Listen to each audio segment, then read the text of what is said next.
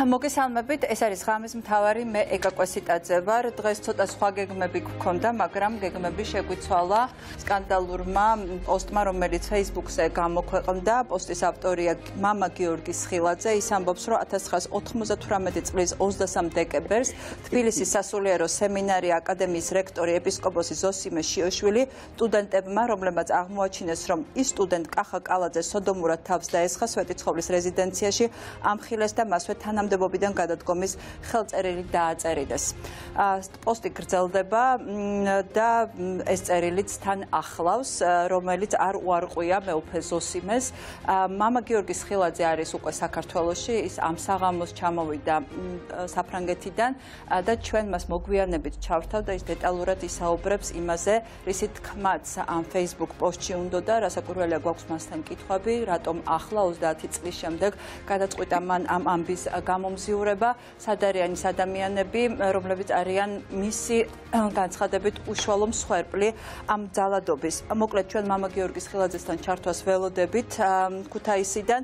მანამდე ჩვენი სტუმრები არიან ის პოლიტიკოსები, მათთან ერთად ჩვენ ვისაუბრებთ ამ თემაზეც უნდა შევეხოთ, ბუნებრივია, იმიტომ რომ დღეს მთავარი თემა იყო და ამას გვერდს ვერ აუვლით, თუმცა აუცილებლად შევაფასებთ ივანიშვილის გამოსვლიდან 1 წლის თავს, თუ რა გაკეთდა ამ 1 წლის განმავლობაში და გარდა ამისა, იყენებს თუ არა ხელისუფლება საპატრიარქოში დაწყებულ უსიამოვნო აურზაურს და ამ სკანდალურ ისტორიებს იმისათვის, რომ ოპოზიცია დაადანაშაულოს, აგერ ბატონმა რომანმა მითხრა, რომელიც დღეს ჩვენი სტუმარია, რომან გოცირიძე, გიგი უგულავა, ვახტანგ მეგრელიშვილი არიან დღეს ჩვენთან ერთად, რომ იმედის კვირას აქ ესეთი როგორი სათაურით ბატონ რომან როგორ ჩაუვარდა ნაციონალურ მოძრაობას საეკლესიო გადატრიალება. ხო, მას შემდეგ რაც 20 ივნისის გავრილოვის ღამეს გადატრიალება ჩაუვარდა. ახლა მოვდიოდი, აქ ტელეფონში უსმენდი, ანონს მითხრეს, რომ მოვუსმინეთ და მითხრეს და იმედი დიდი მთელ დღე აცხადებს თურმე.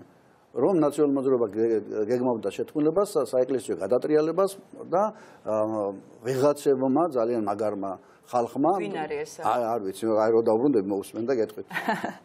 ეხლა ხო სისულელე არის რასაკვირველია თეთრი ძაფით ნაკერიც კი არ ქვია ამ ბრალდებებს რომელსაც ვისმენთ დღეს ხელისუფლების მაღალჩინოსნებისგან და ეს არის ერთნაირი მესიჯი რომელსაც დაწყებული გახარია და გაგრძელებული თია წულუკიანი და დამთავრებული პარლამენტის წევრებით ისინი აშხავდნენ და რაც თავარია ბოტების მთელი არმია არის მობილიზებული იმისთვის რომ ეს მესიჯი ჩაუტენოს ადამიანებს თავში ასე რომ ძალიან ემათაც ნუ შეხედავთ მსუბუქათაც ნუ შეხედავთ ბატონ გიგი ამ საქმეს ისინი საინფორმაციო ომში არიან და იბრძვიან და არა მარტო ნაციონალების მიმართ არამედ მთელი ოპოზიცია იგულისხმება როგორ ებრძვის ოპოზიცია პატრიარქს და საპატრიარქოს და ის ადამიანები აკეთებენ განცხადებებს რომლებიც მეუფე იაკობმა დაადანაშაულა იმაში რომ შეთქმულებას აწყობდნენ რათა საპატრიარქი ჩამოეშორებინათ ტახტიდან ხო ამის გადაფარვის მცდელობაც და რაღაცა შემოbrunება არგუმენტის რომ ის დავივიწყოთ იაკობმა რა თქმა და სადაც იკვეთება სისხლის სამართლის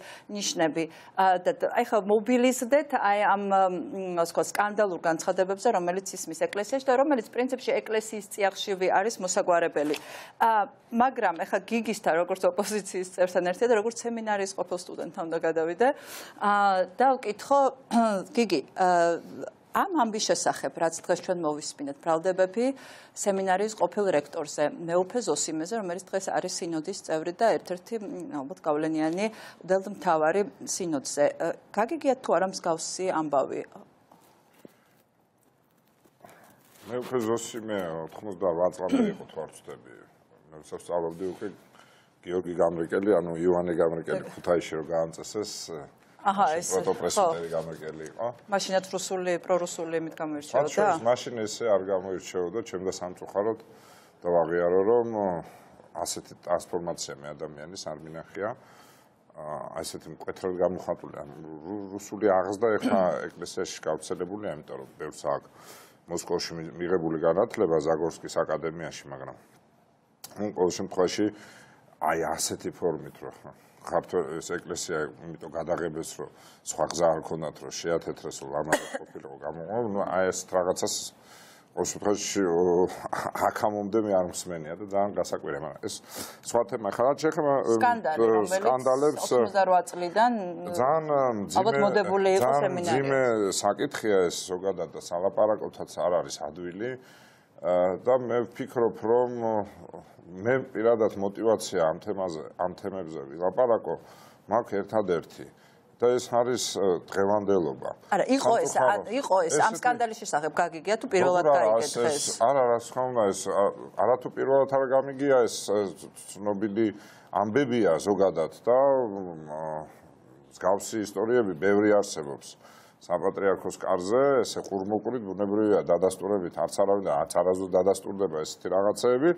ეს ისტორია სხვა ისტორიებთან შედარებით გახმაურებული იყო. რის შემდეგაც ზოსიმე იმ პრინციპში ზოსიმე ერთ-ერთი ფავორიტი იყო მაშინ და დაისაჯა იმითი რომ წილკნის ეპისკოპოსად გადაიყვანეს წილკნის ეპარქია წილკანი დუშეთი პრაქტიკულად სოფელი ახლა წილკანი და იმის მერე აქტიურად ეკლესიის ცხოვრებაში მინიმუმამდე ჩანს და წავიდა, მაგრამ უშიშროებამ ანუ კაკებემ დააბრუნა ეს რას ნიშნავს? შემდეგ 30 წლის შემდეგ ობიექტურობისთვის უნდა ვთქვათ, რომ მთელი ამ წლების განმავლობაში მსგავსი რაიმე ისტორია არ გაგონილა, არ მსმენია. მე თავს ვედავ ყოველ შემთხვევაში ისტორიები ესეთი არსებობს. მაგრამ თემას მოდი სხვანაირად უნდა შევხედოთ რა. პრობლემა იმაში არ არის პრობლემა უფრო იმაშია, რომ აი დღესაც კი აი ამ აი ატომური ბომბის აფეთქების შემდეგ, რაც მეუფე პეტრემ ისაუბრა, ხო? ამის შემდეგაც საპატრიარქო ოფიციალურად გამოდის და ამბობს, რომ აი კინოჩვენება მიდის, რომელიც ჩვენთვის მიუღებელია და ესეთი მკაცრი ფორმებით უნდა გავაპროტესტოთ. ანუ ადამიანები იქ აბსოლუტურად არასწორად დასკვნას აკეთებენ. მათ შორის განმარტოთ, რომ შემდეგ მათ იცეკვეს, ხო? ცნობილ ფილმზე, რომელმაც არაერთი ჯილდო მოიპოვა სხვადასხვა კინოფესტივალებზე, ის ასევე წარდგენილია შვედეთის სახელით ოსკარზეც. ქართულ შვედური ფილმი. პრობლემა იმაშია, რომ დასკვნა ის კი არ გააკეთეს, რომ აი მეტმა ძალაუფლებამ, ძალაუფლების კონსოლიდაციამ, ეკლესიური ენითაც რო ვთქვათ, ამას ქვია არა ზეციურს, არამედ მიწიერს აეძიებდნენ. და ეს მიწიერი ძალაუფლება იმდენი მიიღეს საბოლოო ჯამში, რომ მიწიერმა ძალაუფლებამ დაახჩოდა, გაახწნა და გააფუჭა ყველაფერი. და აი ამ ფონზე, რომ აი ამ ესეთი დიდი ბრალდების ფონზე, ესეთი ატომური ბომბის გახეთქვა არის ეს ეკლესიაში და მთელ საზოგადოებაში ხა ერთი რამდენიმე დღე გავიდა და ხალხი დადის შოკირებულია თვალებით ესე იყურება. ხა აგერ აი ადამიანი არ არსებობს, ხა ლიბერალურად განწყობილი იქნება, კონსერვატულად განწყობილი, ნებისმიერი ადამიანისთვის ეს იყო დიდი ბომბი მოხვედრილი, რომელიც ბუნებრივია პასუხებს ითხოვს, მაგრამ პასუხებს საზოგადოება იმას კი არ ითხოვს, რომ ეხლა მაინდა-მაინც ვიღაცა სანთელი უჭირავს და ეხლა გამოვლინდეს ეს ესეთია თუ ის ესეთია. მე ზოგადად ამ თემის ინსტრუმენტალიზაცია ძალიან ცუდი ტენდენცია, რომელიც მე ისე უკან მოუტრიალდება საზოგადოების ამ ნაწილს, მოუტრიალდება ცუდად, მოუტრიალდება დარბევებით და ამის ინსტრუმენტალიზაცია როცა ხდება. ამის ინსტრუმენტალიზაცია. ამის ახლა ბუნებრივია, რაც ახლა პეტრემ თქვა, ამ თემის ინსტრუმენტალიზაცია მოახდინა, ანუ მამათმალობის თემის ინსტრუმენტად გამოიყენა. ანუ მე უკვე პეტრეზე ლაპარაკია. გასაგებია ამ შემთხვევაში, რომ ეკლესია აქვს უფლება კი არა, თავისი საქმეა, რას ჩათვლის ცოდვად და რას არ ჩათვლის ცოდვად. მე არ მიმაჩნია ეგ სწორედ ეგ დამოკიდებულება ამ ნაწილში, მაგრამ ნუ ლეგიტიმურია რომ კონდეს მას ეს უფლება, მაგრამ ეხლა ამ ყველაფრის ფონზე დასკვნას აკეთებ, რომ უბრალოდ გინდა რომ გადაფარო ის პრობლემები და ეს პრობლემები არ არის პრობლემა, რომელიც აი თუნდაც ეხლა კატასტროფული რაღაცა ილაპარაკა იაკობმა, ხო? კატასტროფული, ეხლა ხელისუფლება ჩართულია პირდაპირ პატრიარქის მოშორებაში, ხო?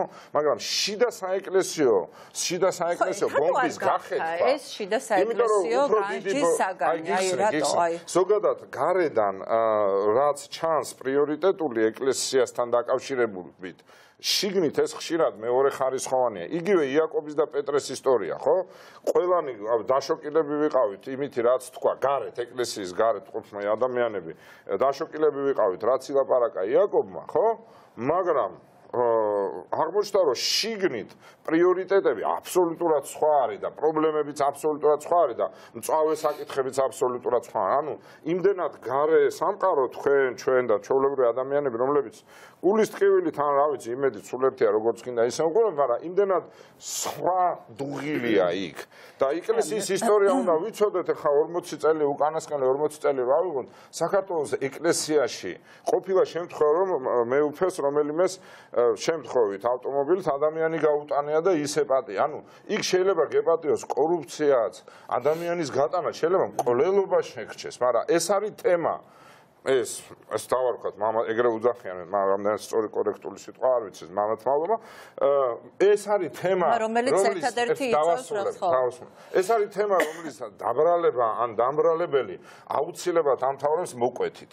და ეს ისტორია 78 და მანამდე, მაგრამ განსაკუთრებით 78-დან 99 წლამდე, აი მთელი ეს 12 წელიწადი სავსეა ამით. უბრალოდ შემდეგ 90-იან წლებში მთელი ტრანსფორმაცია მოხდა საზოგადოების, რომ ეს ნაწილი ეს ცხოვრების დაიკარგა და დავიწყებული იქნა. ეხლა უცბად ეს ისევ თავიდან წამოვიდა. ყოველგვარი კონსპირაციების გარეშე კანონზომიერია. აი ესე გამოდიან ეხლა დაწყებული ეს მართლა რა განცხადება იყო ეხლა მარგველაშვილის, ან საერთოდ რა იყო, აი მართლა ვირის ხორცის განცხადება იყო, ან რასეტენები, ან რა თქვა და გამოდის და გაუძლია და ვიღაცეები შეიძლება ზურგს უკან დგანან. იგივე სისულელე, რასაც ახლა შენი ძახთი, რომ იმას აქვე პარტიებს და ოპოზიციას უნდა შეატენონ. ეს ამბავი არაფერ შუაში არ არის. ეს იცის დაუბალანსებელმა ძალაუფლებამ. გასკდა ის, რაც ყველაზე პრობლემური იყო. იქ როგორც გეუბნებით 40 წლის განმავლობაში, მაგრამ რო გასკდა ეს თემა და ეს ბომბი რო აფეთქდა, იმან მოიტანა, რომ მართლობა 40 წლიანი შუა საუკუნეობრივი გინახიათ ან წაგიკითხიათ ან ისტორიიდან გაგიგებთ, შუა საუკუნეობრივი მართლობის ფორმები ბოლო ჟამს არის სულ სკანდალებით, მოწამვებით, გადაგდებებით, უბედურებებით თანხლები. იმიტომ რომ ეს არის ესეთი მართლობის ფორმა. პრობლემა ეს არის. აი ამის მერე კიდევ რომ დასკვნას იმას კი არ გააკეთოს, რომ მოდი ჩვენი პრობლემებში ჩავიხედოთ, ჩვენ თვითონ მოვაგვაროთ ეს პრობლემები. არა, ისევ კინოთეატრებთან უნდა მივარდე, ისევ ვიღაცა ადამიანების სტიგმატიზაცია გამოიწოდო, ისევ ის ადამიანები დავჩაგრო, რომელიც ჩვენ საზოგადოებაში სამწუხაროდ ისედაც დაჩაგრულები არიან. მე გულისხმობ LGBT თემის წარმომადგენლებს. აბსოლუტურად არასწორი დასკვნა გამოიტანეს იმისგან, რაც ხდება და იმიტომ რომ უნდა გვესმოდეს ეს ეპოქალური რაღაცაა. ილია მეორე ეპოქა საქართველოს ეკლესიაში არა მარტო მე-20 საუკუნის ეკლესიას გულისხმობ, ხო? ანუ ჩვენთვის ცნობილი პატრიარქები, ვინც არის კირიონიდან დაწყებული. არამედ მთლიანად საქართველოს დიდ ისტორიას რო გადახედო, ეკლესია ასეთი გავლენიანი არასდროს არ ყოფილა. ასეთი მათ შორის დამოუკიდებელიც არც ასეთი არასდროს დამოუკიდებელი მოთამაშე არასდროს არ ყოფილა. იმიტომაც ცდილობდა ივანიშვილი გადაყენებას, ხო? ამიტომ მაგრამ ეს ძალაუფლება გამოყენებულია იდეოლოგიისთვის, მართვისთვის, მომხვეჭელობისთვის და არა ხალხის მსახურებისთვის და კერძო ინდივიდების სულის გადარჩენისთვის. აი ეს არის პრობლემები, რომელსაც ეკლესია უნდა დაუბრუნდეს, ამაზე რეფლექსია უნდა მოაწყოს და გამოსავალი ეხლა იმ რაღაცა ლევან ვასაძის იმაში რა ქვია კომბლებით ეხლა ის ჯარმაიძე რო გამოდის ლევან ვასაძის კარის ეკლესიის მსახურია. ვასაძის აშენებული ეკლესიის იმაში რა ქვია კიკეთში, რომელიც ჩვენ გვეუბნება რომ ბოიკოტს უცხადებს მთავარ არხს და დღეს კიდევ ბოიკოტს უცხადებს ეს არასწორია, მაგრამ ცუდი ის არის რომ ცუდი ის არის რომ ამ გადაცემაშიც ჯარმაიძის გადაწყვეტილებით არც ერთი სამწუხაროდ ჯარმაიძე და საპატრიარქო იქცევა ზუსტად ისე, როგორც იქცევა ამ იაკობის მხილებაზე ქართული ოცნების მთავრობა. ანუ არაფერი არ მომხდარა და გაღმა შემოუტიეს. ამათაც ნათადი მეთოდი აიღეს. ვისთვის ახლა შპრიცები პირველი რაც გააკეთეს, ახლა ის ინფუზორია რო არის თავდაცვის მინისტრი ღარიბაშვილი. გამოვიდა და ესე თრო ლაპარაკობდა, ესე ბეტრიბიძია, აი ესეთი მეტყოლებით გამოვიდა და შპრიცები დაყარესო ეგენი ყრიანო შპრიცებს თუ თორე ნარკომანია არ გაზრდილა, ხო გახსოვთ? აი ამ სიბრიყვიდან დაწყებული. და აი ეს სიბრიყვე და სიბნელე, რომელიც ივანიშვილმა 1 წლის წინ ხალხს აჭამა, აი ეს მიმართვა ეს მტირალი რო ამაზე ვილაპარაკებ. ჯდან ტირალი წყლისაპირსა რო იყო, იყო, ხო?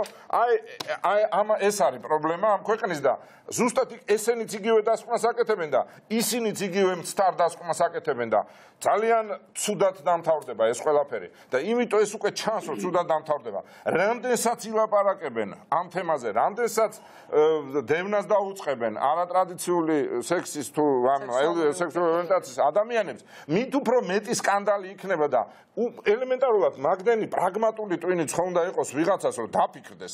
აი რამდენ ფოცხსაც დააბიჯებენ, იმდენი ცხვირში მოხვდებათ. რამდენი ეგეც სისულელეს იზამენ პარალელურად, იმდენი ზოსიმეს ისტორიები ამოვარდება და შეიძლება უარესიც ამოვარდეს, ხო?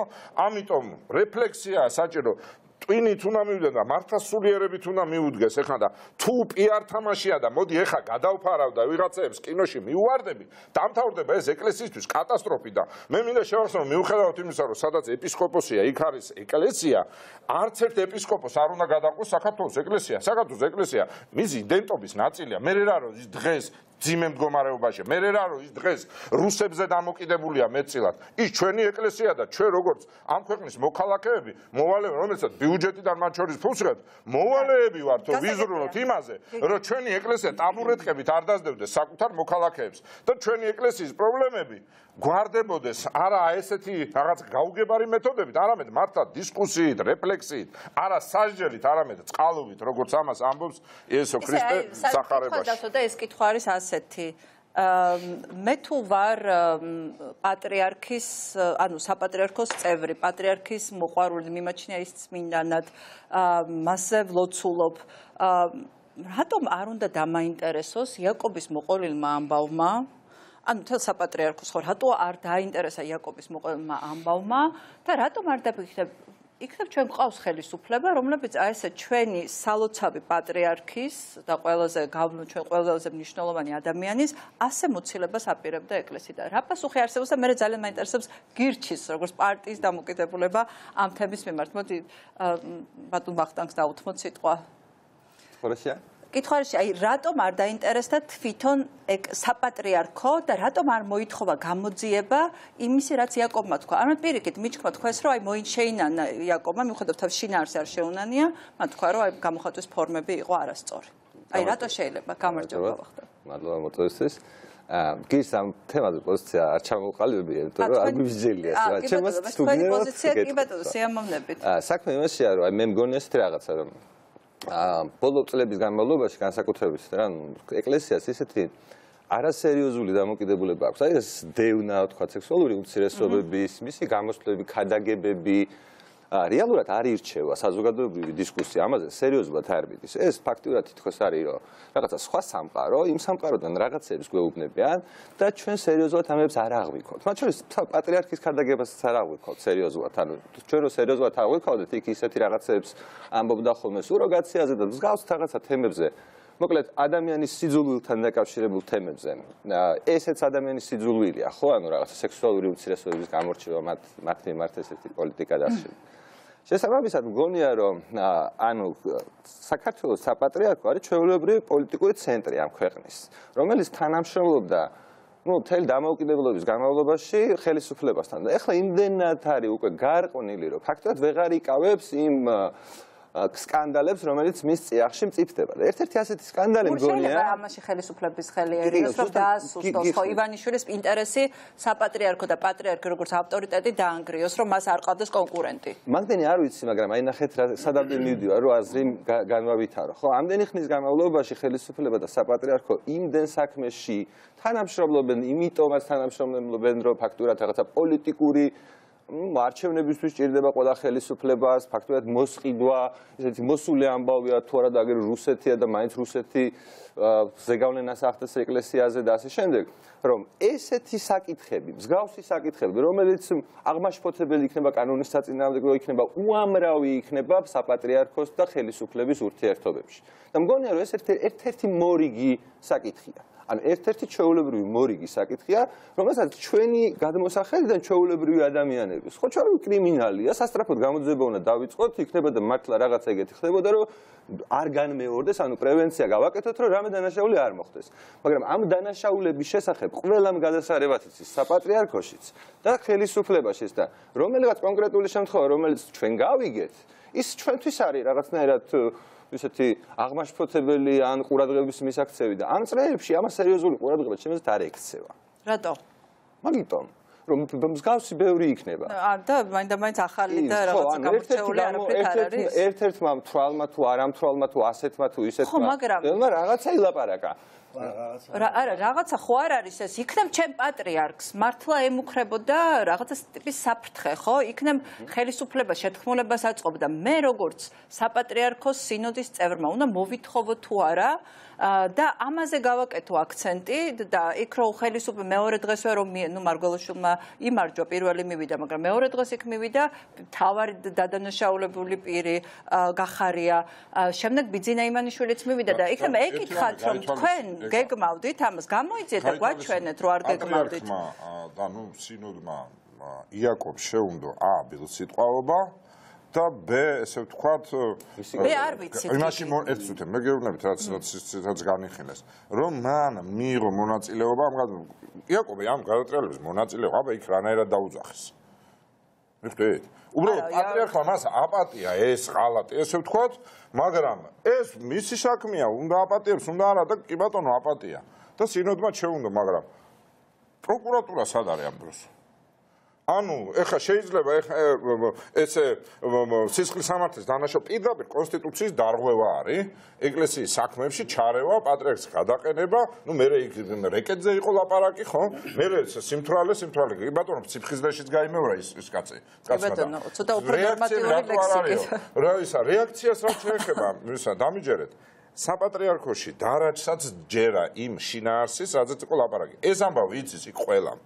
ივანიშვილი რომ ციტირებ იაკობს ჩალიჩობდა პატრიარქის გადაყენებას ციტირებ ეგრე ილაპარაკა მე ამ შემთხვევაში არა ვარ ავტორი ამ უბრალო ვარ ხო ეს ამბავი კაც ყველა მიცის იქ და გონია პატრიარქს არ ჯერა მაგის ის ჯერა და დააწუნებულია მაგრამ უბრალოდ პრობლემა ისე რა არის პრობლემა რატო შეიძლება პრობლემა იმაშია რომ იქ პრიორიტეტიზაცია პრობლემები სხვანაირია თქო საპატრიარქოში უფრო მეტი პრობლემა არის პეტრე ვიდრე იაკობის მიერ ნათქვამის ეხლა ვიბერძნე რომ ბატონი რომანი დაიჩაგრა ამიტომ ხო მაშინ თუ გამოდის რომ პატრიარქი ფაქტიურად მსხვერპლია ანუ მძევალია ამ ყველაფრის იმიტომ რომ მას ხო მაგრამ მასთან მივიდა გახარია მასთან მივიდა ვიღაცა და თვითონ პრეტენზია არ გამოუთქვია ხო ესე ჩანს ბატონო რომ თქვენ როგორ ხედავთ ну, რადგან ეკლესიაზე ვსაუბრობთ და გიგი როგორც მართლა ყოფილი სემინარი ამის უკან ხო თქვენ იყავით ამ ყველაფერს კომპეტენტური ამ საკითხში მე მაინც მინდა ვთქვა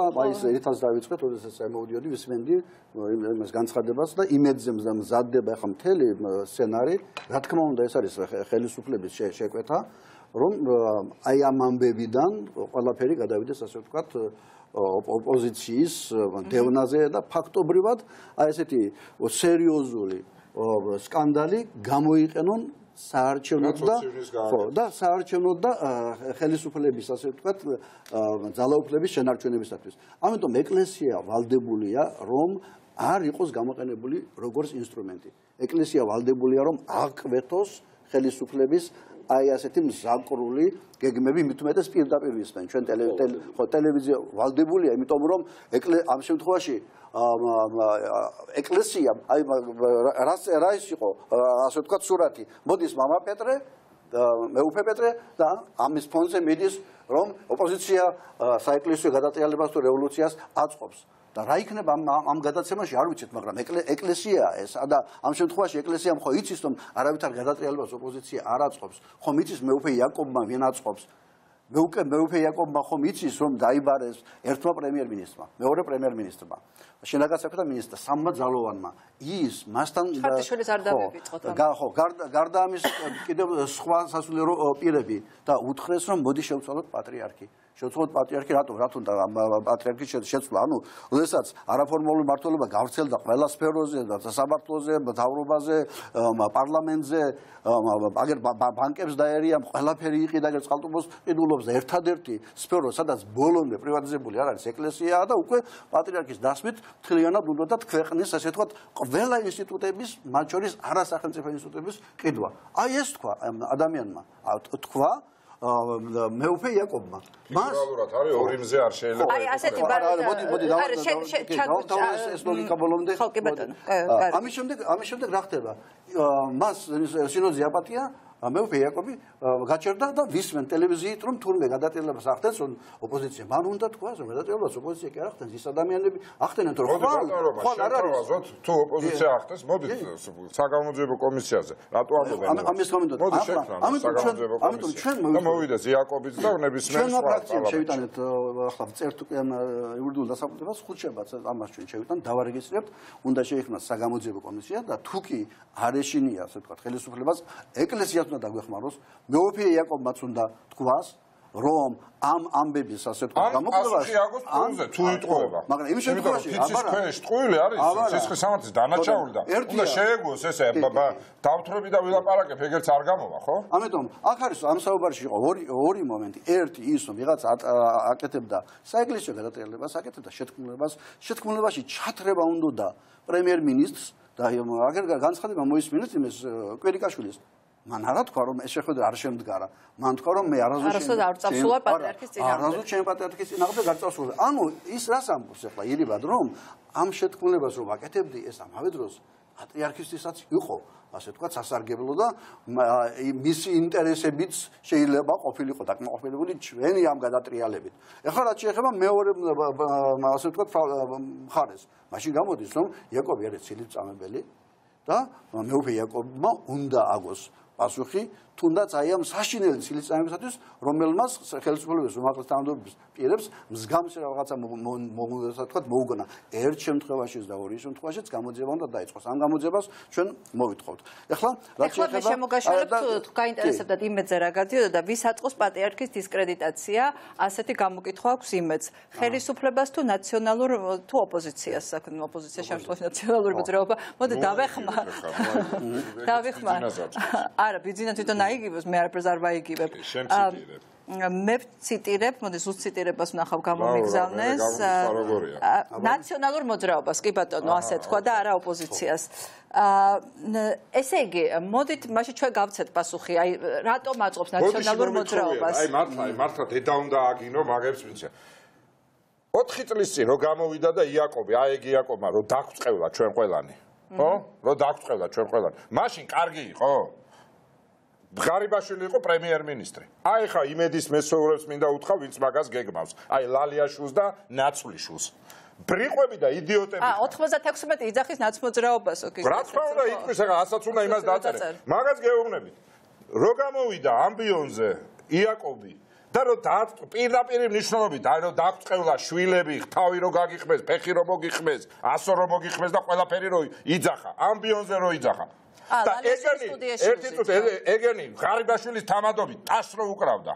როგორი ამბავი იყო? მაშინ კარგი იყო იაკობი? ჰა? სად არის თანმიმდევრულობა? დებილები ხო არ გონიათ აქ ხალხი. მართლა დებილების ხედან იქა და პანჩურებით გამოყრის ხალხი. თავრობი და ხა ყველაფერი 7 წელია ერთი და იგივეზე შეიძლება ლაპარაკი? გეუბნები აი შპრიცები იმათმა დაყარესო, საბურავები იმათმა მოიტანეს რუსთავერის ეზოში გადატრიალებას. ეხლა კაცი გამოვიდა და პირდაპირ პრემიერ-მინისტრი და ემედეს მინისტრი დაადანაშაულა ამ საქმეში და გამოდიან და იმას რა ტელევიზია გვაქვს და გვევასება და ტყუილებს ვაფრქვევთ. ეგ არის ხო? ეგ არის. აი მაგას შედეგად რაც დამთავრდება თქო. ისეთ რაღაცას მოიწევენ ეგენი უბედურებას მოიწევენ საკუთარ თავზე და ქვეყანაზე იმიტომ რომ ვაფშე ასტრალებში არიან უკვე გასული საერთოდ ვეღარ ხვდებიან მოწყვეტილია ხა კი ბატონო 20 ივნისი ბრიყვზე ბრიყვი უნდა იყოს რომ დაიჯერო რომ ხელისუფლების მარტო სპონტანური გაბრაზებული ხალხი იყო კი ბატონო დავიჭირეთ ეს და შევატენეთ ოპოზიციას 0% ჯერა ეგ 0% გაიგეთ ივანიშვილი სად არის 0% ჯერა ყველა კვლევის მიხედვით თქვენ მომხრეებს არ ჯერა და ეხლა ეკლესიაში კაცი რომელიც ოპოზიციას წყევლიდა დედას აგინებდა ამბიონიდან გამოდის და იძახის რომ და რატო? იმიტომ რომ გადაგდებულია მაგათმა გადააგდეს ღარიბაშვილთან მეგობრობდა გადააგდეს და მოაღო პირი ძალიანაც კაი რომ მოაღო პირი ჯობს გვიან ვიდრე არაძოს არა დაფარულ რომელი არა განცხადეს გამოვიდა და მოაღო პირი პირდაპირ ხელი დადო ოთახი აღწერა სადაც ეს შეხვედრა იყო და ეს უტიფრები გამოდიან და იძახიან რაღაცას კი ბატონო იძახით ვაფშე აილეწებით არჩევნებზე საერთოდ ვერ მივლენ არჩევნებამდე ისეთ სისულელეს და მარადს აკეთებენ ბატონო რომან ხო აი რა ლოგიკით შეიძლება აწყობდეს ნაციონალურ მოძრაობას და ბატონო მაგთან თქვენი აზრიც მაინტერესებს. აი ლოგიკა რა არის? რა ლოგიკა შეიძლება განმოვითაროთ, ხო? მოდით რადგან ნაციონალურ მოძრაობაზე აქცენტი, აი რა ლოგიკა შეიძლება და მე ვთქვათ რომ რატო შეიძლება აწყობდეს ხელისუფლებას? არა, ნაციონალურ მოძრაობაზე რატო უნდა აწყობდეს? რა ლოგიკა ამაში? იმდენად აბსურდულია, რომ ამიტომ ამბობ რომ ეკლესია თუ უნდა იდგეს ამ ვითარებაში სიმართლისა და ზნეობის ხარეს ეკლესია უნდა განაცხადოს, რომ უნდა შეწყვიტოს ხელისუფლებამ აი ასეთი, ასე ვთქვათ, საშინელი ცილისწამებული კამპანია, თორემ ნუ გაუკვირდებათ, რომ იგივე იმედი ხვალ იტყვის, რომ მეუფე იაკობი არის ნაციონალური მოძრაობის ფარული წევრი. ნურცის გაიკვირდებათ მისი სურათიანი, ისე რა ქვია, მანდატი აჩვენოს იმედმა ეკრანზე ნაციონალური მოძრაობის პარტბილეთის. გააკეთებს. იმდენად უზნეოა ეს ხალხი და იმდენად მიდის საერთაშორისო ბრძოლა ახლა აი ამ მიტაცებული სახელმწიფოს შესანარჩუნებლად და წინასაარჩევნოდ ყველაფერს კადრულებენ. ყველაზე დიდი უზნეობა რაც შეიძლება იყოს დღეს არის აი ამ პროცესების, რომელიც შექმნა ხელისუფლებამ სიანიდის საქმე დაწყებული დამთავრებული უკვე აი ამ შეთქმულების ასე ვთქვათ დაგვირგვინებით ყველაფერი დაგეგმილი იყო ხელისუფლების მიერ, დაგეგმილი იყო ივანიშვილის მიერ. სიანიდის საქმე შექმნა ჩვენ არ ვიცით ბოლომდე დეტალები როგორ მოხდა. კვირიკაშვილმა პირველმა განაცხადა რომ პატრიარქს კლავდნენ, მეორე დღეს უარყო და არა ის თურმე შორშორინას სწავლა და ეგდევს ისა რომან ეგდევს ყველაფერი საიდან დაიწყო. რაც არ უნდა სპეკულაციები იყოს იქიდან აქეთან მხრიდან. არის უთხარი სხვათა შორის ის ხშირად უნდა ვანახოთ ჩემის აზრით ეს ისა პროკურორი იყო შარიკოვი რაგვარი იყო შოთაძე ორსაბათ დილით ჩაგატარებული ბრიფინგი რომელიც აი ეს კაცი და ნეიტრა დაუინტერესდა გახსოვს ეგ ბრიფინგი შოთაძე რომ გამოვიდა და ისაუბრა აი ამ რასაც სიანიდის საქმე მოყვა პირველი ბრიფინგი ეს პირველი ბრიფინგი აი ნებისმიერ დაუინტერესებელი ადამიანის რო შეეხედა ის ჩოქში იყო მაშინ შტაბ-ბიჭლება შეექმნებოდა 10-დან 10 რომ იგეგმებოდა პატრიარქის მოწამვლა. ესე წარმოიდგინეთ.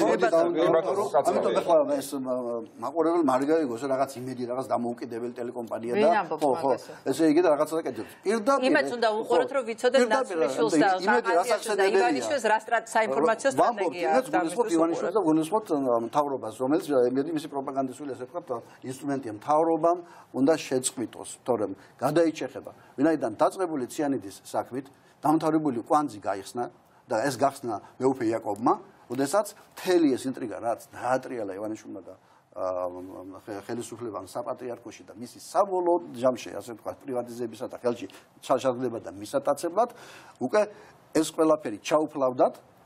ეთყობა ქვეყანა მაინც საზოგადოება მაინც ძლიერია, ძლიერი არის პირველ რიგში მედია. პოლიტიკური ინსტიტუტები ძლიერი ყოფილა ქვეყანაში, ვინაიდან დღეს გასკდა ყველაფერი გაიხსნა. გამოჩნდა ხელისუფლების გეგმები, გამოჩნდა ეკლესიის სისუსტეები და დღეს ფაქტობრივად ამ სიტუაციიდან გამოძრომა უნდა ნაცადი ხერხით. აბა ვის შევახოცოთ ხელი, მოდით ხელი შევახოცოთ ხელი ოპოზიციას. ამიტომ ეკლესიას აქვს დღეს ვალდებულება, რომ პრინციპულად გაემიჯნოს ამ პროპაგანდას. ოდესაც მიდის პროპაგანდა და მეუფე პეტრეს აჩვენებენ ამოდოს ნაციონალურ მოძრაობას ახსენებენ.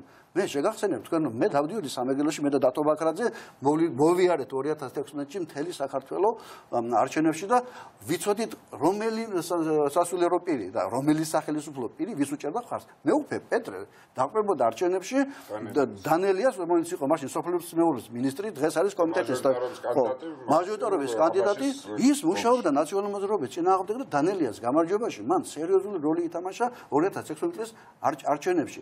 ეხლა უნდათ ყველაფერი, ასე ვთქვათ, კვლავ გადააბრძანოს ოპოზიციას. იაკობი და პეტრე თქვენი პარტიის წევრები. და კიდევ ერთი, მიუხედავად იმისა, რომ დიდი წინააღმდეგობა იგივე მეუფე პეტრესა და მეუფე იაკობს შორის და ასე შემდეგ, მათ ისინი არ უნდა აყვნენ ხელისუფლების თამაშს, არ უნდა ჩაებან ამ თამაშში მეუფე პეტრეს გამოსაყენებლად ოპოზიციის, ასე ვთქვათ, დასაკნინებლად თუ ოპოზიციის დასადანაშაულებლად. ეს ერთი. და მეორე რომ მოვრჩეთ აი ამ შეთქმულების რომ მოვრჩეთ ამ შეთქმულების საკითხს. ესე იგი, საგამოძიებო კომისია, რომელსაც ვითხოვთ ახლა პრეზიდენტის ამ შეწყალებაზე ევროპულმა საქართველოს წარმოადგინა დანაშაულებრივი შეწყალებისა, ეს ერთი, ორი ტესტია, ასე ვთქვათ. ერთი ეს კომისია, რომელიც შექმნასაც, ასე ვთქვათ, ითხოვს პარლამენტი და მეორე კომისია, რომელიც შექმნასაც ვითხოვთ ჩვენ. ამით გამოჩნდება ხელისუფლებაში და უმრავლესობაში არიან თუ არა ადამიანები 10 ხმა გვაყდება ჩვენ დაახლოებით ამათაც და ჩვენ მოიძებნება თუ არა 10 წესიერი ადამიანი უმრავლესობაში. მოიძებნება? არ ვიცით. უცნაურობა ხდება იგივე დაუშვათ როდესაც იმპიჩმენტის საკითხი არა იმპიჩმენტის საკითხი არა იმუნიტეტის მოხსნის საკითხი იყო 3-4 ადამიანი გამოჩნდა. აგერ გეგიძე გააგდეს რაღაცა უმრავლესობაში შიდა დუღილი ყოველთვის არის. ვინ წარმოვიდგენდა რომ უმრავლესობა დაეშლებოდა საკონსტიტუციო ივანიშვილს და ბესელია უმრავლესობაში არის. აგერ ხო და აგერ 12 კაცი გავიდა ბესელია ბაჭანწერა და სხვა. ყოველთვის ხდება რაღაც დუღილებში. ამიტომ არ არის გამორიცხული რომ კრიზისი რომელიც ქვეყანაშია საეკლესიო სასულიერო კრიზისი, ეკონომიკური კრიზისი, ივანიშვილის ერთმართველობა და ფაქტობრივად შეურაცხმყოფელი დამოკიდებულება თავისი პარტიის წევრებისადმი აგერ ხო ხედავთ როგორ ხელთათმანებით გააგდეს ის ზარდიაშვილი სასაცილოა ხო იმის გამო რომ ბესელიამ წამოარტყა ეს ვერ აიტანეს ამიტომ ხშირად კრიზისის ასე ვთქვათ კრიზისულ ვითარებაში რაღაც არაორდინალური რაღაცები ხდება. ვნახოთ, მაგრამ თუ კომისიას შექმნას თავად საპატრიარქო დაუჭერს მხარზე. ეს იქნება სერიოზული ზნეობრივი ნაბიჯი. იმიტომ რომ არ შეიძლება ასე ვთქვათ კულისებს მიღება წასვლა. მეუფე იაკობმა იმ მასშტაბის საკითხი წამოწია, რომელიც არავითარ შემთხვევაში არ ჩაიფარცხება. სხვა ხელისუფლება გამოიძიებს. ეს საკითხი გაიხსნება. ამ ხელისუფლების დროს, რა თქმა უნდა, ვერა, მაგრამ ამ საკითხის ამ ხელისუფლების დროს გაიხსნება შე როგორ აყირავებდი იმას, სამეუფეოს კამს. ხო, მაგრამ ადრე თუ გვიან ყველას მოუწევს სიმართლის თქმა. მათ შორის იმ ადამიანებს კი ბატონო, აი შეაჯამეთ ბატონო ვახტანგ. რა შეჭირდება დღეს ხელისუფლებას აი ეს მთავარი მაგისტრალური ხაზის წაყვანა მიმართულებით, რომ აი საპატრიარქოში რაც ხდება, რაც შეიძლება იყოს ინსტიტუციონალური კრიზისი, რასაკვირველია მიეხმარა ციანიძის ამბით ხელისუფლება როგორც მინიმუმ თუ უფრო ესეთი ჩარევა, უხეშ ჩარევა არ არის ივანიშვილის მხრიდან, რაც შეგვიძლია ვივარაუდოთ. აი ხა რო აწყობს აი ესეთ იმას, რომ აი ამ ვის აწყობს პატრიარქის დისკრედიტაცია ხელისუფლებას თუ ნაციონალურ მოძრაობას, რომ 96% ვითომ დაწერეს, რომ ნაციონალური მოძრაობა. აი რა, რისთვის ჭირდება ეს? მოდი შეგაწყვეტები. რა ახლა თავი დავხარე და ახლა რა თემაზე მოვედით? ეკონომიკაზე და მთელი მასე ინფლაცია და 1000 ისე. აი ხა ამას გადავალ და აუცილებლად ვილაპარაკებთ შევაჯამოთ. იმიტომ რომ ამის გადაფარვა დავიწყოთ იქიდან რომ ჩემი აზრით მე არ ვუყურებ ჯერ არ ვიცნობ მართლა მამაოებში და ამბებს ისიც არ ვიცი ვისი მეუფეა და რა თქვა როდისღაც არ ვიცი ეგ ამბავი მაგრამ ზუსტად ეკლესიას კონკურენტების ამბებს კი უნდა იცოდე ეკლესიას მე ვუყურებ როგორც ხელისუფლების რაღაცნაირად დანამაც რომელიც განსაკუთრებით კი ჩვენ მართლა ეკლესია ვართ ეგენი კი არა ვართ ხო ანუ და ამ ეკლესიის მიტროპოლიტი ვარ ხო ცხადია რა თქმა ამ ეკლესიის შინაარსი ძალიან წვავდება უბრალოდ შინაარსი რა ინტერესი წვავდება საარჩევნო პერიოდში ხო და მე წერან რო ვთქვი რომ გონია მეთქი რომ აი რაც იაკობმა მოყვა მასეთი რაღაცები ხშირად ხდება მართლა მგონია და მგონია რომ მაგ საქმესაც არავინ არ გამოიძიებს კი ანუ ჩვეულებრივი ამბავია როგორც მაგალითად აი წინა ხელისუფლების დროს რეალურად მასთან ურთიერთობა ნებისმიერ შემთხვევაში ხდებოდა ხან არ ვიცი საჩუქრებით დაფინანსებისდით ამით სახეზია ჯიპების სახეზია ხო ანუ ზუსტად ანალოგიური სიტუაცია ეხლა მაგალითად აი ვის აწყობს რომ მიკითხებით ხო იდეაში რომელსაც დაბრალდება და ხალხი რომელსაც დაიჯერებს რომ მართლა ამის ხელის ფათურის ამბავია. ცხადია მეორე მხარე მოიგებს. ანუ ოპოზიციას უნდა რომ ხელისუფლებას დაბრალდეს, ხელისუფლებას უნდა რომ ოპოზიციას დაბრალდეს. იმედზე რომ 96%-ია თქვენ რო ჩაგეტარებინათ, იგივე თქვენ გეკნებოდათ 96% აქეთ, ხო? ანუ ეს ხო არაფერს არ ნიშნავს. მე პრინციპულად არ გეთანხმები არ ჩვეულებრივ equal blame-ი რომ სევძირმე და ფრაკი ეგრე გამოგდის და ეგ პრინციპულად არასწორია. მივყვეთ რომ არსებობს კონსტიტუცია და ამ კონსტიტუციის ეკლესიასთან მიმართებაში რამე არასწორია ან შენ განსხვავებულად ერთი წუთი, რაც არ უნდა ეთიკურად და თუნდაც ზნეობრივად არ მოგწონდეს რაღაცა ჯიპების ჩუქება და პატრიარქის ტახტიდან გადაყენება ძალადობრივი გზით არის ერთმანეთისგან არათავსებადი და არაშედარებადი. რას? აი რო შეგძლებოდა რომ მაგალითად ჩარეულიყავი საპატრიარქოს არჩევის შიდა საქმეში. პატრიჯანს რთები კონდეს მერცხალი იქნებოდა რას რო ერჩქე. ჯერ ესეთი მე ძალაუფლება მქონდა და მსგავსი რამე არ გამიკეთებია მიუხედავად იმისა, მიუხედავად ერთ მკითხა რა სხვა სიტუაცია იყო კაცო მკითხე და გასუხებს. არაერთ მათ შორის დღევანდელ ეპისკოპოსებს დაუდანაშაულებებს და სხვათა შორის იმას აქვია ქართული ოცნების წევრია დღეს და რა ქვია პატრიარქს უყვირა და რაღაც სისულელეები იყო ამ ანტიდისკრიმინაციულ და რელიგიათა რეგისტრაციის კანონზე 1000 სისულელეს და სიბინძურეს ავრცელებდნენ მათ შორის სამწუხაროდ მაღალი იერარქები ჩემთან დაკავშირებით ეხლა იმას თუ მე მეკითხები მაგრამ ისე ვიმეორებ ერთი ეგეთი რიტორიკული განცხადებები და ცხადი ყველა ჩაერეოდა ამ კონტექსტში რა კონტექსტი გავიგე რომ შენ აქცია უბრალოდ შენი აზრი რა არის იცი რომ ეხა ეგ ყველა ჩაერევა მამეთ ყველა ერთიანად გასრულია ყველა ერთიანად დამჭა 10 წელი რანაირად შევქმნით ეგეთი ყველაზე საუბრობ ძალიან კონკრეტულ რაღაცაზე საქართველოს პატრიარქის გადაყენების თემა ვინც ეკლესიის ისტორია იცის მუსირებდა სულ ორჯერ ერთი იყო 90-11 წლებში და მეორე იყო ეხლა მაშინ ეს ფაქტობრივი დასაბუთებები არ ყოფილა იყო ჭორის დონეზე რომ პრეზიდენტ გამსახურდიას ესე თქვა დაპირისპირება ჰქონდა და უნდოდა გადაყენება პატრიარქს მაგრამ ეს დარჩა ჭორად ანუ ეს არ არის შესწავლილი და ისტორიულად არ დასაბუთებული ეხლა რაც შეეხება ძალიან კონკრეტულია ქორეპისკოპოსი გამოდის ლაპარაკობს რომ პრემიერ-მინისტრის კაბინეტში ვიყავი და ლაპარაკობდით როგორ უნდა გადაგვეყენებინა ეს მოხუცი კაცი და ეხლა რანაირად ადარებდა როგორ გამოყავს რომ ყველა ერთი ნეხშიზის და ყველა ის არის რა ქვია ერთიანად დავნაშავე არ არის ეს პრინციპულად არასწორი ისა მაგას ქვია equal blame რომ მე შენ გამოხვიდე ლამაზად კარგად მჯდომი გვერდიდან და მიდი კისერი გიტეხიათ ერთმანეთი დაგიჭამეთ ბოდიში მაგრამ ეს პრინციპულად არასწორი პოზიცია გავემეორებთ იმიტომ რომ ემყარება ისტორიულ საბუთების არცოდნას და ემყარება უბრალოდ იმას რომ ისა რა ქვია რომ თქვენ ყველანი ერთნაირები მე მაგრამ ნამდვილად არ მივიღებ ნუ მივიღებ და არც არავინ არ მივიღებს იმიტომ ყველა მიცის ეგ ამბავი რომ ეკლესიის საქმეებში ჩვეულებრივად ერეოდა ყოველთვის ხელისუფლება. კი ბატონო, ჩარევა და არ ჩარევას გასხოვებას ვერ ხედავ გადაყენებას და ჯიპების ჩუქებას შორის. ვერ ხედავ, ჩვეულებრივი NGO-ა, ეხლა NGO-ს რომელსაც უფროსი რო გადააყენოს, მოიგონოს. ეხლა ივანიშვილი ჩაერია და ამაში ხედავ. უფროსის გადაყენება ხდება და მეტი არაფერი არ მოხდა რა, რაზე ვლაპარაკობთ. ხედავთ ეხლა რომ ხელისუფლება ივანიშვილის ხელისუფლება ეხლა ჩაერია ეკლესიის საქმეებში ეკლესიის საქმეებში ყოველთვის მე მკვიდრეთ ის მას ხელს აძლევდა ვის ადვილი კონტროლირებადი იქნებოდა მისი მხრიდან ხო? რა თქმა უნდა ყველას ენდომება იგი ეკა ამაგის ილუზია არავის არ კონდეს რომ რომელიმე ხელისუფლებას არ ენდომება პატრიარქი რომელიც მის მიმართ იქნება ლოიალური მე გავაგრძელებთ ეკლესია არ აძლევდეს საშუალებას ჩარევას. გავაგრძელებინოთ და დავასრულებინოთ აზრი. არა, მოდი. ძალიან დიდი განსხვავებაა, რასაც ამბობ ახლა რომ ყველა ხელისუფლებას უნდა რომ პატრიარქი იყოს ლოიალური და ჩავთვალოთ კი. ხო, მაგრამ ივანიშვილს ლოიალური პატრიარქი არ ჭირდება. ივანიშვილს ჭირდება ესეთი პატრიარქი, საკუთარი როგორც არის კირილე რუსეთში. ივანიშვილს ჭირდება რომ ეკლესია იყოს სახელმწიფოს გაგრძელება. ეს იყოს მისი მაგას ვაბარგო ყველა ხელისუფლებას ჭირდება ეგეთ მემკვიდრეებს არა ჩვენ არ ჭირდება არა მე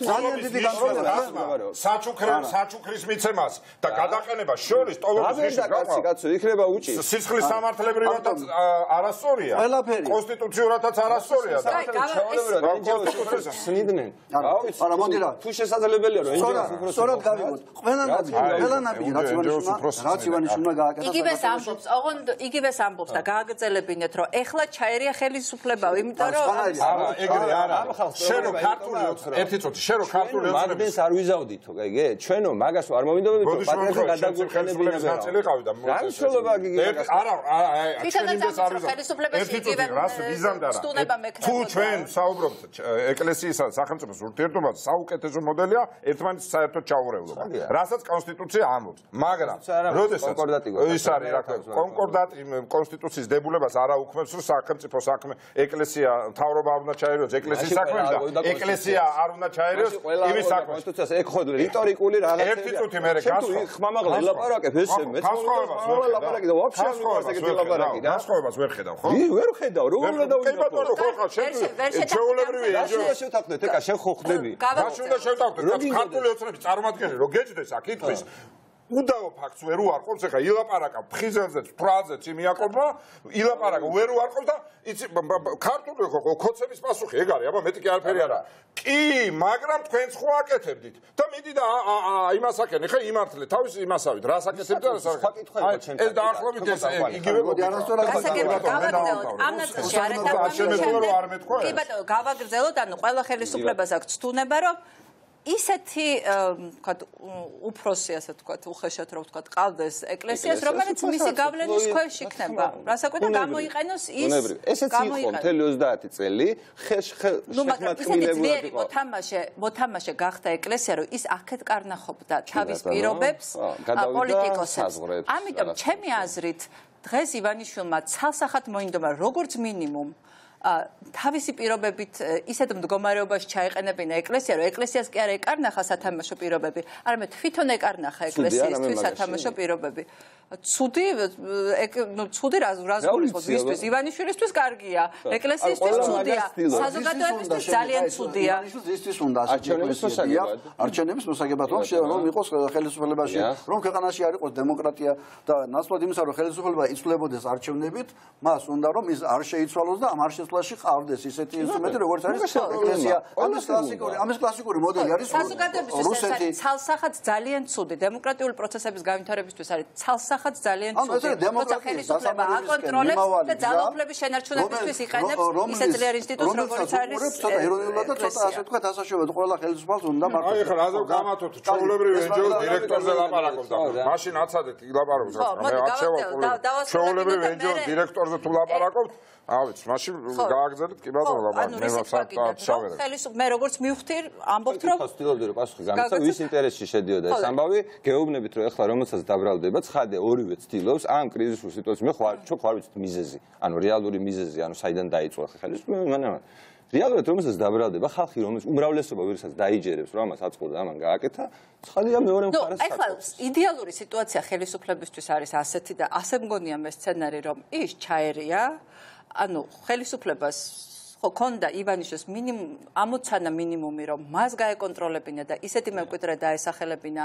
დაესვა ტახტზე რომელსაც ის ბოლომდე გააკონტროლებდა ანუ მისი პირობებით ეთამაშა ეკლესიას აფეთქდა სიტუაცია ეკლესიაში მან აფეთქა პროვოცირება გააკეთა და ინსტიტუციურმა კრიზისმა მოიტანა ეხლა ორ კურდღლის დაჭერა უნდა ერთი რომ დაასუსტოს ეკლესიის რეპუტაცია და თავის ნებაზე ათამაშოს მეორე მოიპოვოს პოლიტიკური კაპიტალი რომ ეს ოპოზიციას დააბრალოს აი გადასარება აი ძალიან ცხადია ხო ამის არა მესამე მხარეც არის ივანიშვილს რა უნდა ივანიშვილს უნდა თავისი მორჩილი პატრიარქი თუ ივანიშვილს უნდა ადამიანი რომელიც იქნება რუსეთთან უფრო ახლოს თუ დასავლეთთან უფრო ახლოს ჩვენ ვხედავთ რომ ყველა ჩვენ ვხედავთ ბალანსირების პოლიტიკა მაინც უწმინდეს პირობებში და ივანიშვილის პოლიტიკა ამ შემთხვევაში რა არის ჩვენ ვხედავთ რომ ხელისუფლებამ არა განცხადებაც კი არ გააკეთა უკრაინის ავტოკეპალიის მხარდასაჭერად ამბობენ რომ ჩვენ დაველოდოთ სინოდის გადაწყვეტილებას და მერე ვიტყვით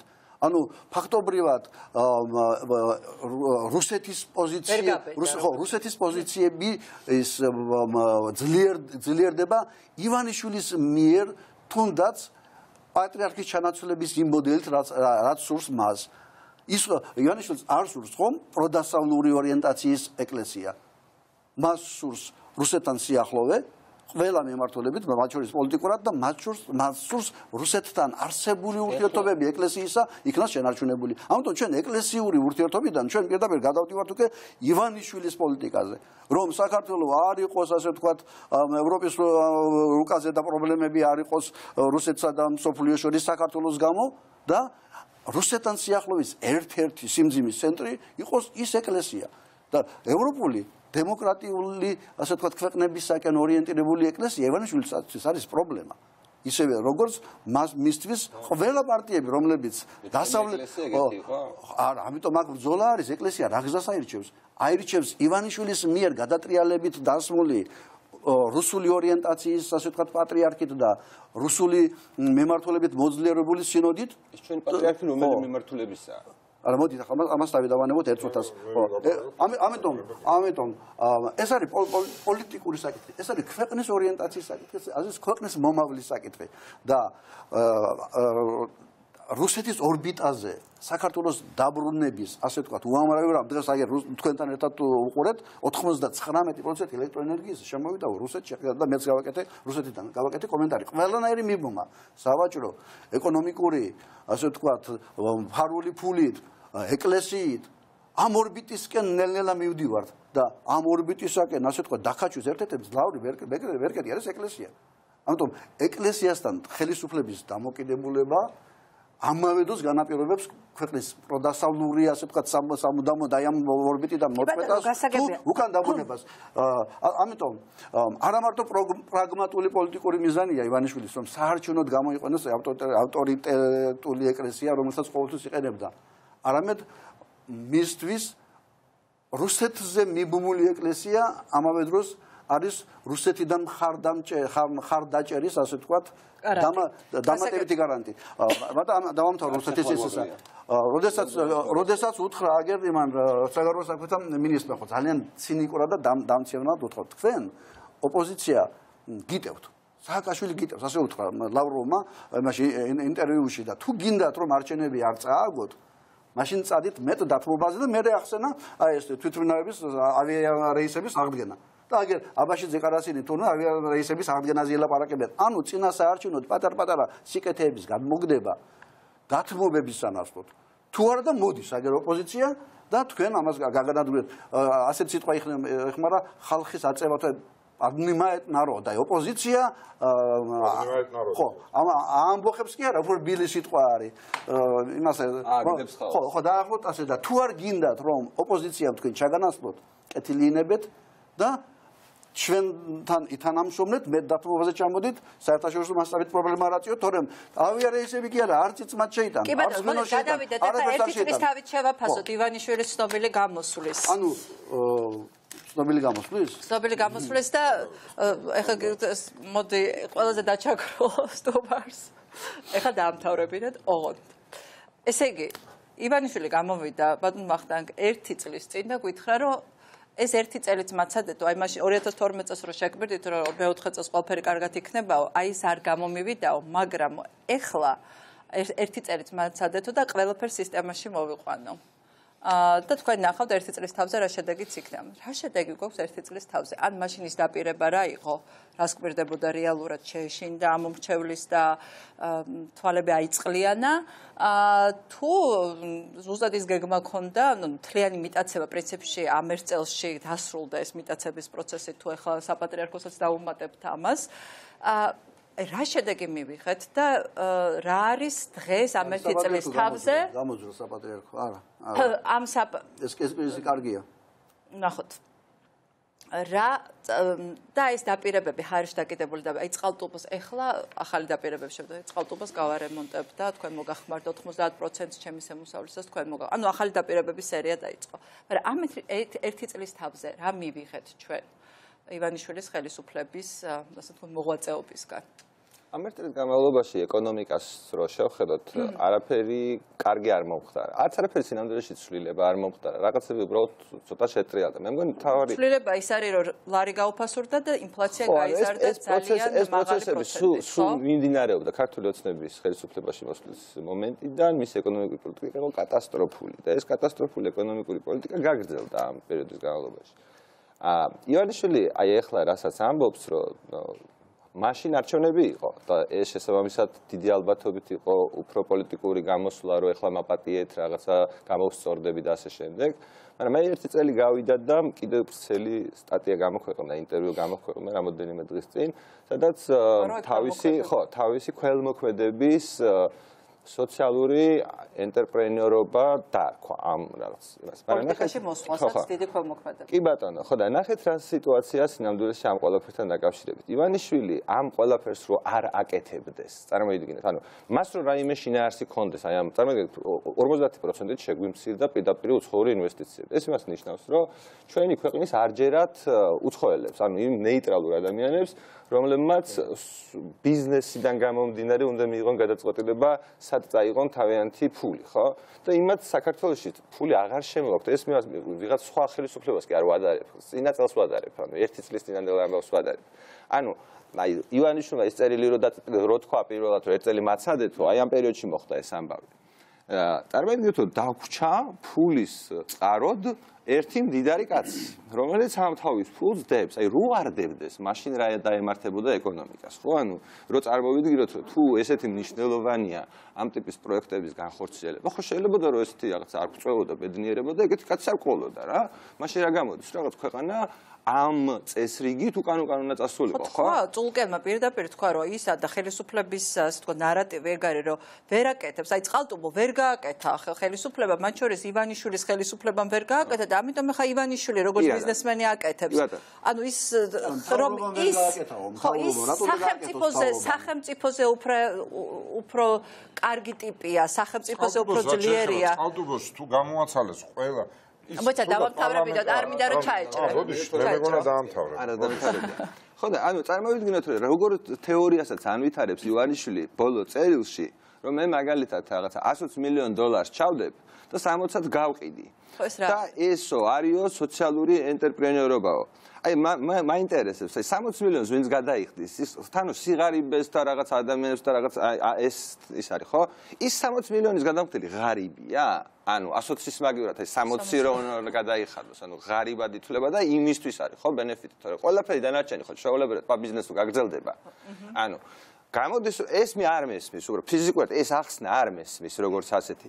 პლუს იძახის რომ ანუ ესეთ რაღაცებს ამბობს რომ არსებობს ბიზნესი, რომელიც შეიძლება არ იყოს მოგებაზე ორიენტირებული და ეს უბრალოდ კატასტროფაა. ზოგადად ეს თეორიის უარყოფა, საქმის კეთების უარყოფა, ხო?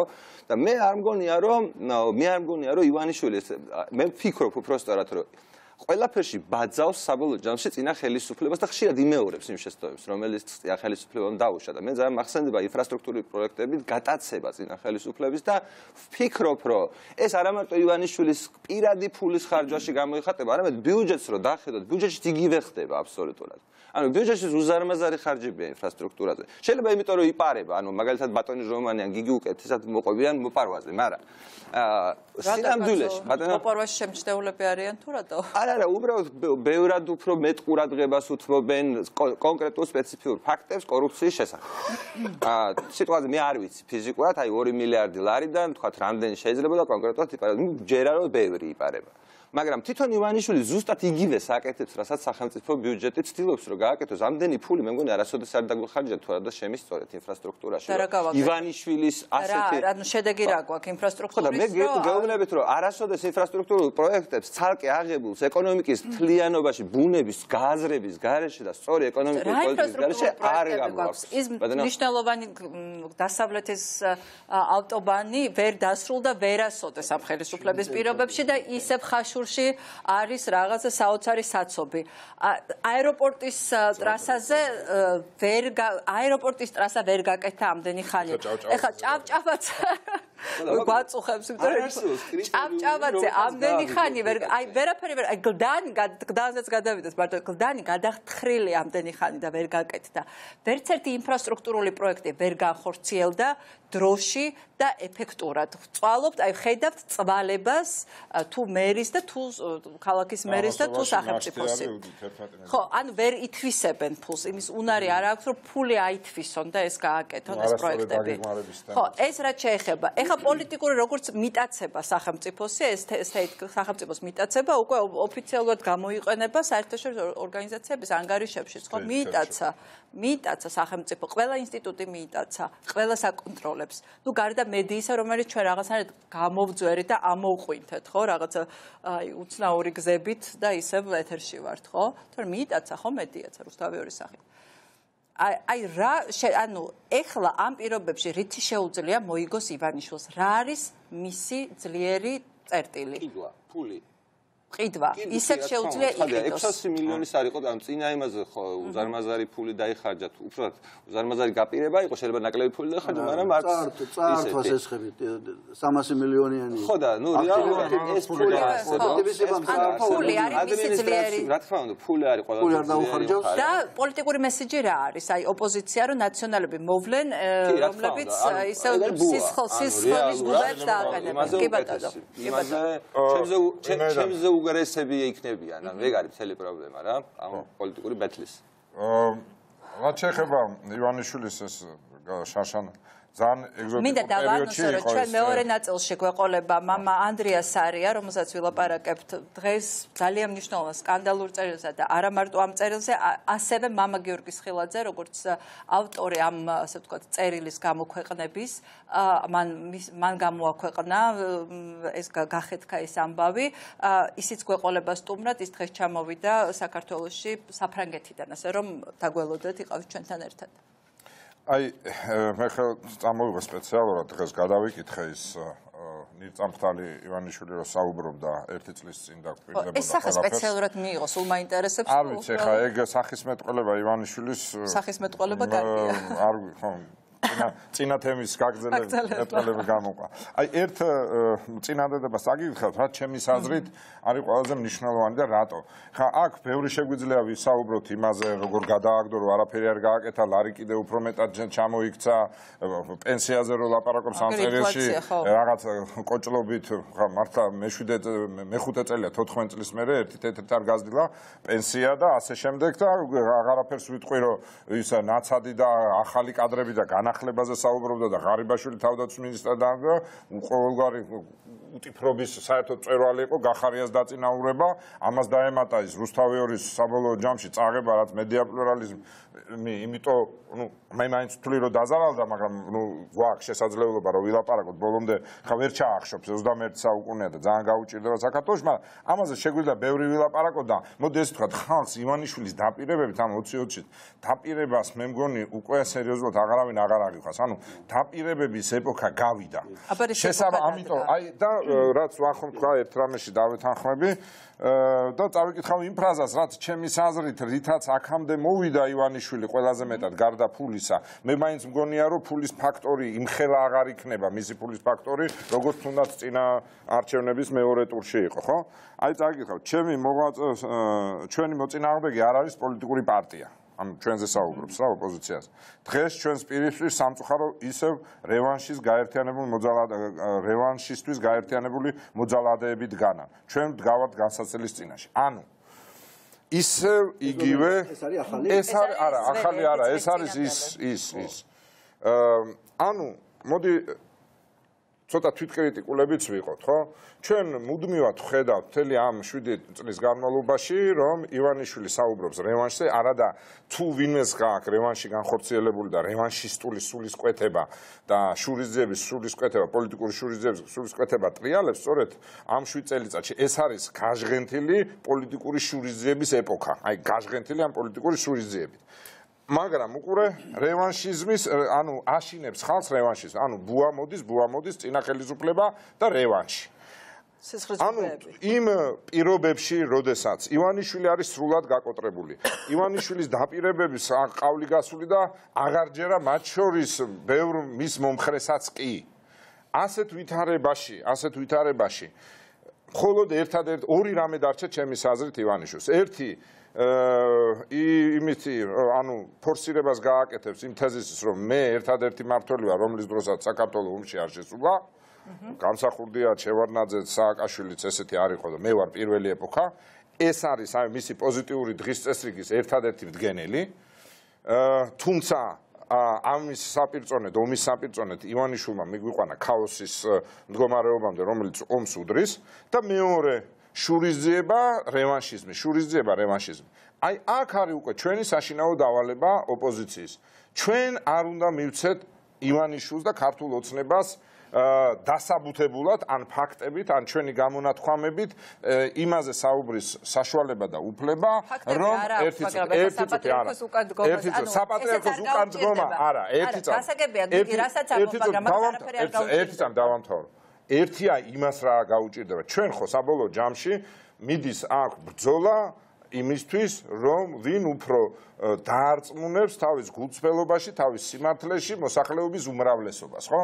ამიტომ მნიშვნელოვანია ნაციონალურ მოძრაობა როგორც ერთ-ერთი ყველაზე მნიშვნელოვანი პარტია, ევროპული საქართველო იქნება თუ გირჩი იქნება თუ რაღაცა, ამისკენ იყო მიმართული ჩვენი ინიციატივა, რომ პოლიტიკური შურისძიება 2020 არჩევნების მერე არ უნდა იყოს, ეს უნდა იყოს ერთ-ერთი პირობა ჩვენი კოალიციური ურთიერთობის, რომ პოლიტიკური შურისძიება არ იყოს, იმიტომ რომ ზუსტად აი ამ შურისძიებიდან რევანშით აშინებს ივანიშვილი და აშინებს ზუსტად ამითი და ეს არის მისი ბოლო ინსტრუმენტი. გასაგებია რომ ის ამას ისევ გააკეთებს, მაგრამ ჩვენ არ უნდა შევუწყოთ ამას ხელი. მე მგონი ეს ძალიან გასაგებია. და ამაზე როცა საუბრობდით, აბა რა ვქნათ, ფარცხალაძე არ დავიდა. აქაც თუ გონება დამჯდარი დაველაპარაკებით ჩვენ საზოგადოებას, კარგად აუხსნით. ფარცხალაძე, რომელმაც კამერების წინ აუდიტის სამსახურის უფროსი ცემა ის სისხლის სამართლის პასუხისგებაში უნდა მიეცეს. მაგრამ იმის გამო რომ შენ ფარცხალაძის დაჭერა გინდა მისი ერთვიანი პროკურორობიდან არასწორად შესყიდული ქაღალდის ან მანდარინის გამო წინასწარ დავამთავრე არა მაგალითი მოვყანე დაღას სკანდალში თუ არის გახოვნილი უნდა გამოიძიოთ ანუ გეუბნები რომ შურისძიებაზე არ დაშვებაზე როცა ვსაუბრობთ ჩვენ ვსაუბრობთ იმ კლიმატზე და ამ კლიმატში დაჭერები ერთ-ერთი კომპონენტია ამ კლიმატის ნაწილია მაგალითად ღარიბაშვილის დავალებით 2014-15 წელი იყო აი რუსთავი 2-ის პარალელურად 70 რაიონული ოფისი რო დაარბიეს მაშინ ერთად ვიყავით ნაციონალური მოძრაობის ოფისი 70 ოფისი და ორს პისტოთოფი ესროლეს ეს აი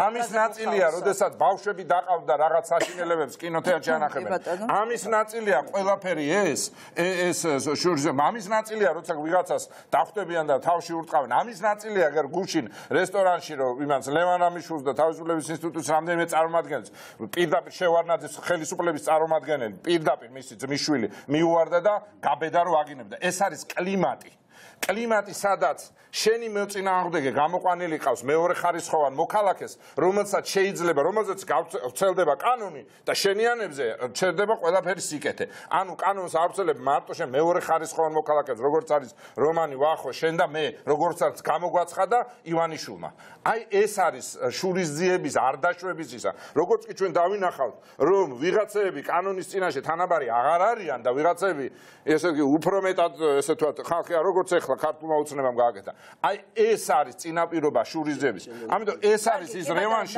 და ამიტომ დავამთავრებ ამიტომ ჩემის აზრით ისევ ჩვენ მიუხედავად იმისა რაც არ უნდა ვიკამათოთ ერთმანეთში ჩვენ შეიძლება ბევრიც ვიკამათოთ ერთმანეთში მაგრამ ეს არის საკითხები რომელიც მართლა დისკუსიის საგანი უნდა იყოს იმიტომ რომ რითაც კვებავს ივანიშვილი დღემდე და რითაც გამოყვებავს ერთადერთი დარჩა არაფული რომელიც მას ბევრი აქვს არა ადმინისტრაციული რესურსი რომელიც ასევე აქვს არა ის ძალაუფლება რომელიც მას მიტაცებული აქვს და სახელმწიფო მიტაცებული არანაირად აი ამ რევანშიზმის განცდა ჩვენ არ უნდა მივცეთ ამის საშუალება და უფლება გვაქვს გველოდებიან ძალიან საინტერესო სტუმრები და დავასრულოთ დღეს სამწუხაროდ ამ თემაზე დებატების საშუალება არ გვექნება მაგრამ გვექნება მომავალში ანუ ის თემა რომელზეც დებატები შეიძლება რომ თქვა როის სიმცირის გამო გავიდა ერთი წელი გულწრფელად შეშინებული ივანიშვილის ვედრებიდან მართლაც ესეთ გაწეთლებული თვალწრემლიანი ვედრება რომ აი მოდი ბოლოჯერ მომეცით შანსი მას გონია რომ დღემდე აქვს შემორჩენილი ეგრეთ წოდებული ჭარბინდობა თუმცა ეს სიტყვა გაქრა მის ლექსიკიდან მაგრამ შინაგანად გონია რომ მისმა აი ამ ასე ვთქვათ მიმართვამ და მოტყუების ასე ვთქვათ მორიგმა განაცხადმა რაღაც როლი შეასრულა იმ მიმართვამ ფაქტობრივად არავითარი ეფექტი არ მოახდინა. ეფექტი მოახდინა ფულმა, რომელიც მან დახარჯა აი ამ კრედიტების მოტყუების სახით და ადმინისტრაციულმა რესურსმა ძალადობამ და არჩევნების გაყალბებამ და არა ივანიშვილის ასე ვთქვათ იმ ღამით თვალწრემლიანმა საუბარმა. დღეს ივანიშვილს არ დარჩენია არავითარი რესურსი. მისი იდეოლოგიური ბაზა ყოველთვის იყო ოპოზიციის დემონიზაცია. აი ოპოზიცია არის ცუდი. ამას ფაქტობრივად 7 წლის შემდეგ საზოგადოებამ გააცნობიერა რომ ამაზე უარესი დღეს რაც ხდება შეუძლებელია რომ იყოს. მეორე არის სწორედ ის ხერხები, რასაც ის მიმართავდა, თუნდაც იგივე მოწყობა, მოტყუება, ეკლესიის გამოყენება და ახლა რომ შევაჯამოთ ამ ერთი წლის განმავლობაში, როდესაც ისპირდებოდა ქვეყნის დალაგებას, თუმცა უფრო ფიქრობდა, ასე ვთქვათ, მართვის დალაგებას. ივანიშვილს მეტი და აქტივი დარჩა თუ პასივი. რა შეიძლება ჩაეწეროს ივანიშვილის ერთწლიანი აი ამ ვედრების შემდგომ განხორციელებულ საქმიანობაში აქტივში. აქტივი არის რუსთავი 2-ის დახურვა, მაგრამ ერთი რუსთავი 2-ის ნაცვლად მივიღეთ 2 რუსთავი 2. აქტივში ეგონა რომ ჩაეწერდა ეკლესიის მართვას და სასურველი, ასე ვთქვათ, კლიმატის დამყარებას, პირიქით ეკლესია აფეთქა. არავითარ შემთხვევაში, როგორი მღრია წყალიც არ უნდა იყოს, ამ მღრია წყალში ის ეკლესიაში ვერავითარ სიკეთეს ვერ დაიჭერს. არ არის ესა, ასე იმიტომ რომ ეკლესიის საკითხი გაცდა უკვე მხოლოდ დახურული ერთი უწყებისა და დახურული მეორე უწყების, ასე ვთქვათ, ივანიშვილის ურთიერთობას. ეს უკვე საჯარო სივრცეში გადაინაცვლა. მეტი რა შეიძლება იყოს პოზიტიური. ნეგატიური არის უამრავი. გამოსტაცა საზოგადოებამ პროპორციული არჩევნები. გადააყენა გენერალური პროკურორი სარაჯის საქმესთან დაკავშირებით. გადააყენა პარლამენტის თავმჯდომარე. შეიქმნა სახელმწიფო კრიზისი. დაეშალა უმრავლესობა და ხო, დაეშალა უმრავლესობა და არ აქვს საკონსტიტუციო უმრავლესობა. ეს ასე ვთქვათ პოლიტიკურ კონტექსტში. გამოვლინდა მისი პირდაპირი პრორუსული ბუნება და გავრილოვმა ამხილა ამ ხელისუფლების სახე და ფაქტობრივად იგივე მისი მინისტრის შეხვედრა და გავრილოვმასთან აქვია საგარეო საქმეთა მინისტრთან დაასწრა და დღეს ეჭვი არ არის რუსეთზე ორიენტირებული ადამიანი და ბოლოს ის რაზეც მოვედი აქ და ვალაპარაკეთ სამომავლოების თემებზე. სრული კრახი ეკონომიკის, სრული ფასები და ასე შემდეგ ინფლაცია და არავითარი შანსი ამ ეკონომიკური წუმპედან ამოსვლისა. აი ასე ხდება ივანიშვილი აი ამ პერიოდზე. თუ ივანიშვილი იყო ასე ვთქვათ, საერთაშორისო დონის მატყუარა, რომელიც პირდებოდა ადამიანებს ევროპის გაკვირვებას და პირდებოდა ადამიანებს საოცარ მეოთხე წელიწადს, ივანიშვილი ჩამოვიდა წყალტუბოს მასშტაბის მატყუარად. ეხლა ხალხს ეუბნება წყალტუბოს გაგირემონტებთ. არავინ ამას არ ჭამს უკვე. ის კი არის ახლა ნახევარ მილიარდ ჩავდებ ადრონული სიმსივნის თერაპიის ცენტრში და 140 მილიონი დაიხარჯება სოფლის ინტერნეტიზაციის პროგრამაში და ქუთაისის ტექნოლოგიური უნივერსიტეტი. არა, წყალტუბოს გავარემონტებთ. აი ეს არის ჩამოლაბორანტ და ოცნებები ძალიან მიწიერი გაუხდა. ბატონო რომან, უნდა დავასრულოთ მეორე ძალიან საინტერესო ბლოკი გველოდება წინ. მამა ანდრია სარია და მამა გიორგი სხილაძე, ადამიანი, რომლის სტატუსმა დღეს ძალიან დიდი მნებათაღელვა გამოიწვია და რომელიც გახდა თავზარდამცემი, ასე ვთქვათ, ბრალდების წყარო.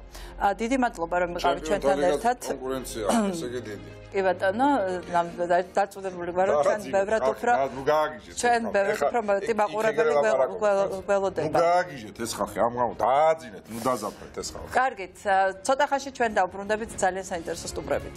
ჩვენ ბრუნდებით პირდაპირ ეთერში ძალიან საინტერესო თემით. მამა ანდრია სარია ჩვენთან არის სტუდიაში, მამა გიორგი სხილაძე, თავზარდამცემი, ასე ვთქვი, ამბის გამხეთქავი, ესე რომ ვთქვათ, არის ჩამოსული უკვე საქართველოში. მას რამდენიმე წუთში ჩავთავთ. ძალიან გვინდოდა, რომ დღეს ამ სტუდიაში ყოფილიყო საპატრიარქოს ინტერესების დამცველი. მივმართეთ ყველანაირ ზომას დაურეკეთ ძალიან ბევრ ადამიანს, მაგრამ ყველა გზა საბოლოო ჯამში, რომში არა, მაგრამ ანდრია ჯაღმაიძემდე მივიდა, რომელმაც ყველას აუკრძალა ჩვენთან მოსვლა და თანამშრომლობა.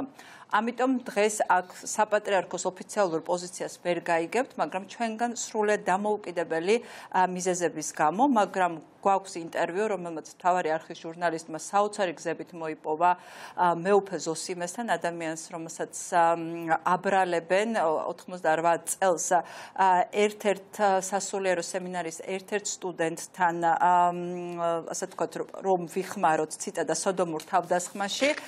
მისი ინტერვიუ გვაქვს, რომელსაც შემოგთავაზებთ, ამ ინტერვიუს მოვასმენინებ და მამა გიორგი სხილაძე, საინტერესო იქნება მისი კომენტარები მეუფე ზოსიმეს განცხადებებზე, რომელიც მან დღეს გააკეთა, ასე რომ ძალიან საინტერესო ნაწილი გველის დღევანდელი ღამის მთავარის და ანდრია სარიასთან ვიწყებთ საუბარს. მამა ანდრია, მოგესალმებით, ძალიან დიდი მადლობა, რომ თქვენ მაინც გადაწყვიტეთ და მოხვედით ჩვენთან გადაცემაში. მოგესალმებით, მივესალმებით თქვენს საუბარს. მოკლედ, თქვენი სტატუსი გითხარით ახლა, იმიტომ რომ ჩვენ ვიცით, რომ მეუფე პეტრეს წამოყევით, ანუ მის გუნდში ხართ. და ანუ თქვენ რა სტატუსი გაქვთ დღეს? თქვენ ისე ხართ? სამსახური ვარ, უბრალოდ წინამძღვრობიდან წამოვედი დავტოვე და ასევე კულტურის ცენტრის დირექტორობის თანამდებობაც. ადმინისტრაციული ისტორიის დოქტორი. აი ესე მარტივად შეიძლება. კი ბატონო, ეხლა ვთქვათ იმაზე, რომ სპეკულაციები იმის შესახებ, რაც თქვა მეუფე პეტრემ, რომ ეს იყო, ეხლა მაგალითად ქართული ოცნებათა ხელისუფლება იძახის, რომ ამის უკან იდგა ნაციონალური მოძრაობა, სპეკულაციები, რომ ეს სპეციალურად ეხლა გააკეთა იმისთვის მეუფე პეტრემ დაუსაბუთებელი ბრალდებები, რომ პატრიარქის რეპუტაცია სერიოზული ზიანი მსდგომოდა, რომ ესეც დაკვეთა შეასრულა. აი ამ ბრალდებების მიმართ რა არგუმენტები გაქვთ? ამ ბრალდებების გასანეიტრალებლად. მოდით თავიდანვე დავიწყოთ შეფასებები ზოგადად და ის სანამ უკვე ესეთ კრიტიკულ შეფასებამდე მივიდოდეთ. რაც შეეხება მეუფე პეტრეს დაკვეთას, ის დაკვეთას ღვთის განასრულებს. ანუ მთავარი დაკვეთა ჩვენი არის საეკლესიო კანონმდებლობა. ამაზე უზენაესი შემკვეთი ჩვენთვის არ არსებობს. ხოლო რაც შეეხება ადამიანურ რესურსებს, ჩვენთვის ადამიანებისგან დაკვეთა არის, რომ სიმართლე გაიშიფროს. სხვა მხრივ არც ხელისუფლების ან ოპოზიციის განურიცხულია ეს ჩვენზე იყოს მსგავსი, ესე ვთქვათ, დაკვეთა, ეს არის ცილისწამება, მარტივად რო ვთქვათ.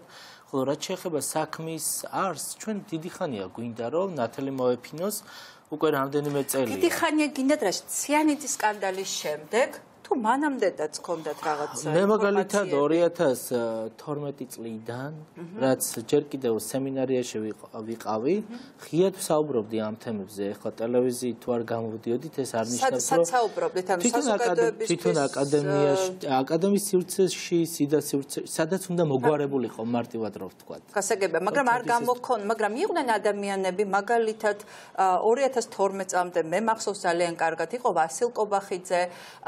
ვასილ კობახიძე მაშინ როგორც იყო მამა ზაზა თვარაძე, იყო ასევე მეუფე გიორგი გაჩეჩილაძე, ხო?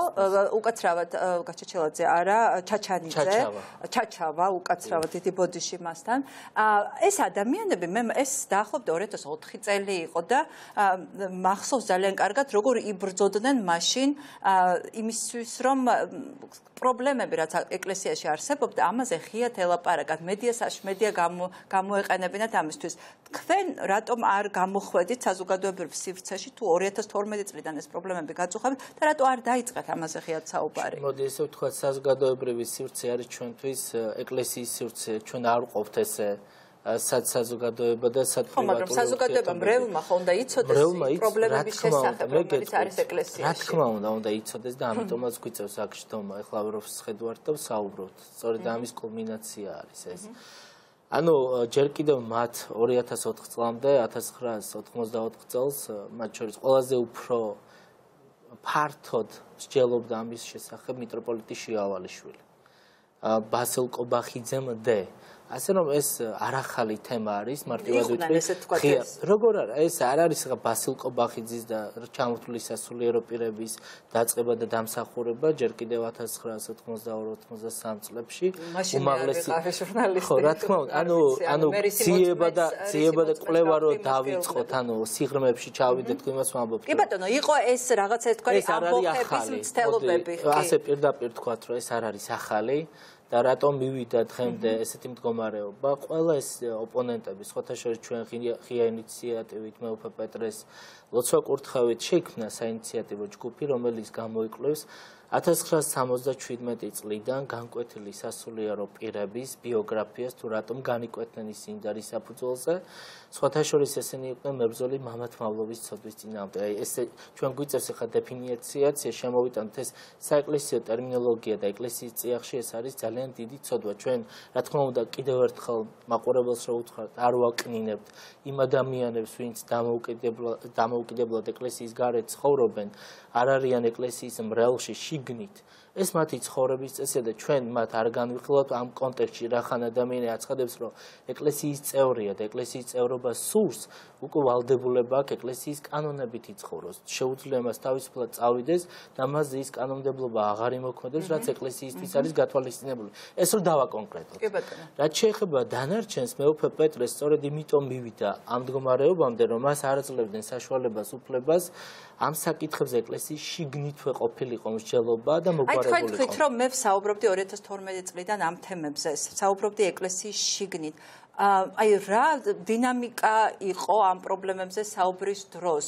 იყო მიმღებლობა, არ იყო მიმღებლობა და სხვათა შორის ეპისკოპოსების თუ მაღალი საიერარქიის პირების მხრიდან, იგივე პატრიარქის მხრიდან, ანუ რა დონეზე მიდიოდა ეს საუბარი, სადამდე აღწევდა ამ პრობლემებზე საუბარი, აღწევდა თუ არა პატრიარქამდე და რა ფორმებს იღებდა ეს დისკუსია? მე გეტყვით, როდესაც ერთი შეხვედრა გქონდა, ღია შეხვედრა იყო 80 ადამიანი ესწრებოდა, მე ერთ-ერთი სასულიერო პირი დავასახელე, ამ ცოდვის მატარებელი, ასე ამ ტერმინებით საეკლესიო ტერმინებით ვისაუბროთ, რახან ეკლესიის საეკლესიო საკითხებზე ვსაუბრობთ, შესაბამისად არც უარყვიათ, ანუ ადმინისტრაციას უარყოფა არ მოუხდენია ამ ფაქტისა, რომ ამ ცოდვის მატარებელია ის კაცთან პატრიარქის გვერდით ახშირა და ნუ როგორც ცნობილი ფაქტია, რუსეთის აგენტადაც მოიხსენიებენ. ნუ ამას ალბათ უფრო ესე მე რო არ დამაკონკრეტებინოთ უკეთესია, ამას ცალსახად შემდგომში უფრო გამოიძიებთ და ნათელია ყველასთვის ვიზზე ვსაუბრობ. არ არის ნათელი. ნუ თქვენთვის გასაგებია, მაგრამ მე გეტყვით, რომ ძალიან ბევრი ადამიანისთვის ნათელი და ცალსახად. ანუ ვიცნობთ თან იცნობთ და ცნობილი ფაქტია ეს. ანუ ესეთი სასულიერო პირი. რაც შეეხება ამ საკითხის შემდგომ გაშლას, ჩვენ მხოლოდ ამაზე კი არა ადმინისტრაციულ ერთეულთან მქონდა ღია დაპირისპირება იმ საკითხის ძალადობის თემები იყო, ძალადობის არა სექსუალურ გულისხმობ, სხვა მორალურ ტერორს, ფსიქოლოგიური ძალადობა, ფიზიკური ძალადობა, რა თქმა უნდა, სემინარიაში იყო ეს ზვიადაძის თემაზე, როცა ვსაუბრობდით ჩვენ ღია ეთერებში, სწორედ რა თქმა უნდა, ხელით შეხებებზე და ფსიქოლოგიურ ტერორზე მქონდა სემინარიაში, ხო? სემინარი აკადემიაში. მე მაშინ სემინარიას დასრულებული მქონდა და აკადემიაში ვსწავლობდი, უკვე აკადემიის სტუდენტი ვიყავი. ამიტომაც მოხდა ჩვენი დაპირისპირება და 500-მდე სტუდენტი აპროტესტებდა ამ თემას. ანუ გაცილებით თქვენ რაც დაასახელეთ 2004 წელი, გაცილებით ბევრად დიდი პროტესტი იყო, თუმცა ეს ეკრანიზირებული არ არის.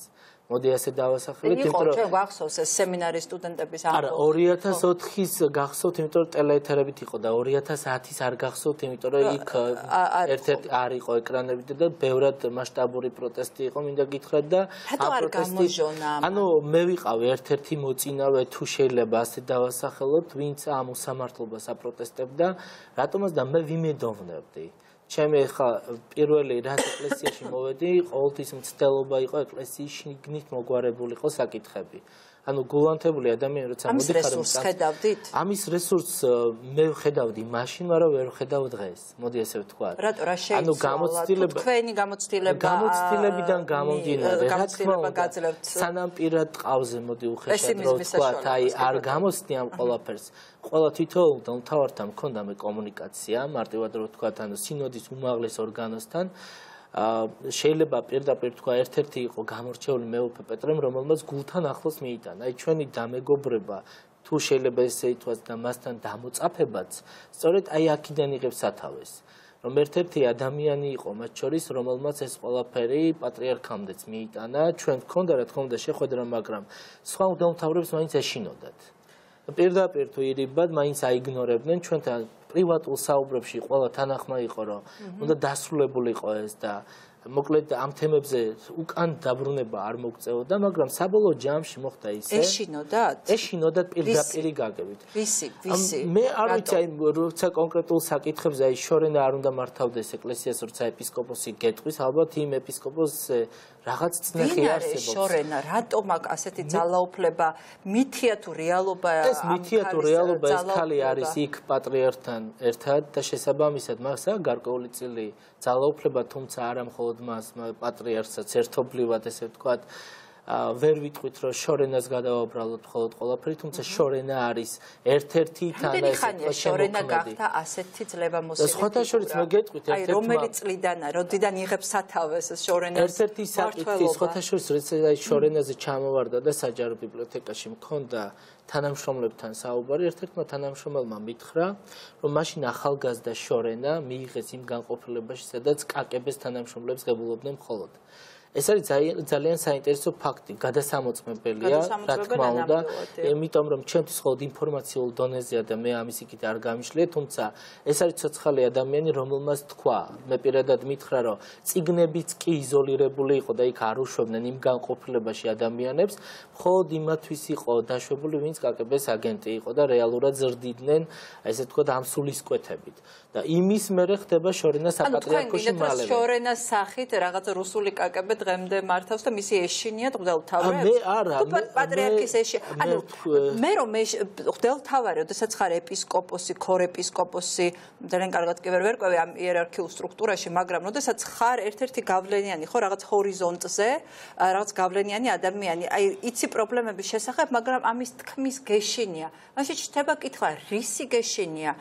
ვისი გეშინია, ანუ ჯერ ვისი გეშინია და ამ ვისგან რისი გეშინია. მოდი ესე ვთქვათ, რომ ჯერ კიდევ პირველ რიგში ეკლესია როდესაც სწორ, ანუ ღმერთისკენ არ მიდის და მიწაზეა გაშლი იმ გაგებით, რომ მატერიალურს მეტად არიან ჩაბღაუჭებული ვიდრე ზეციურის ქადაგებას.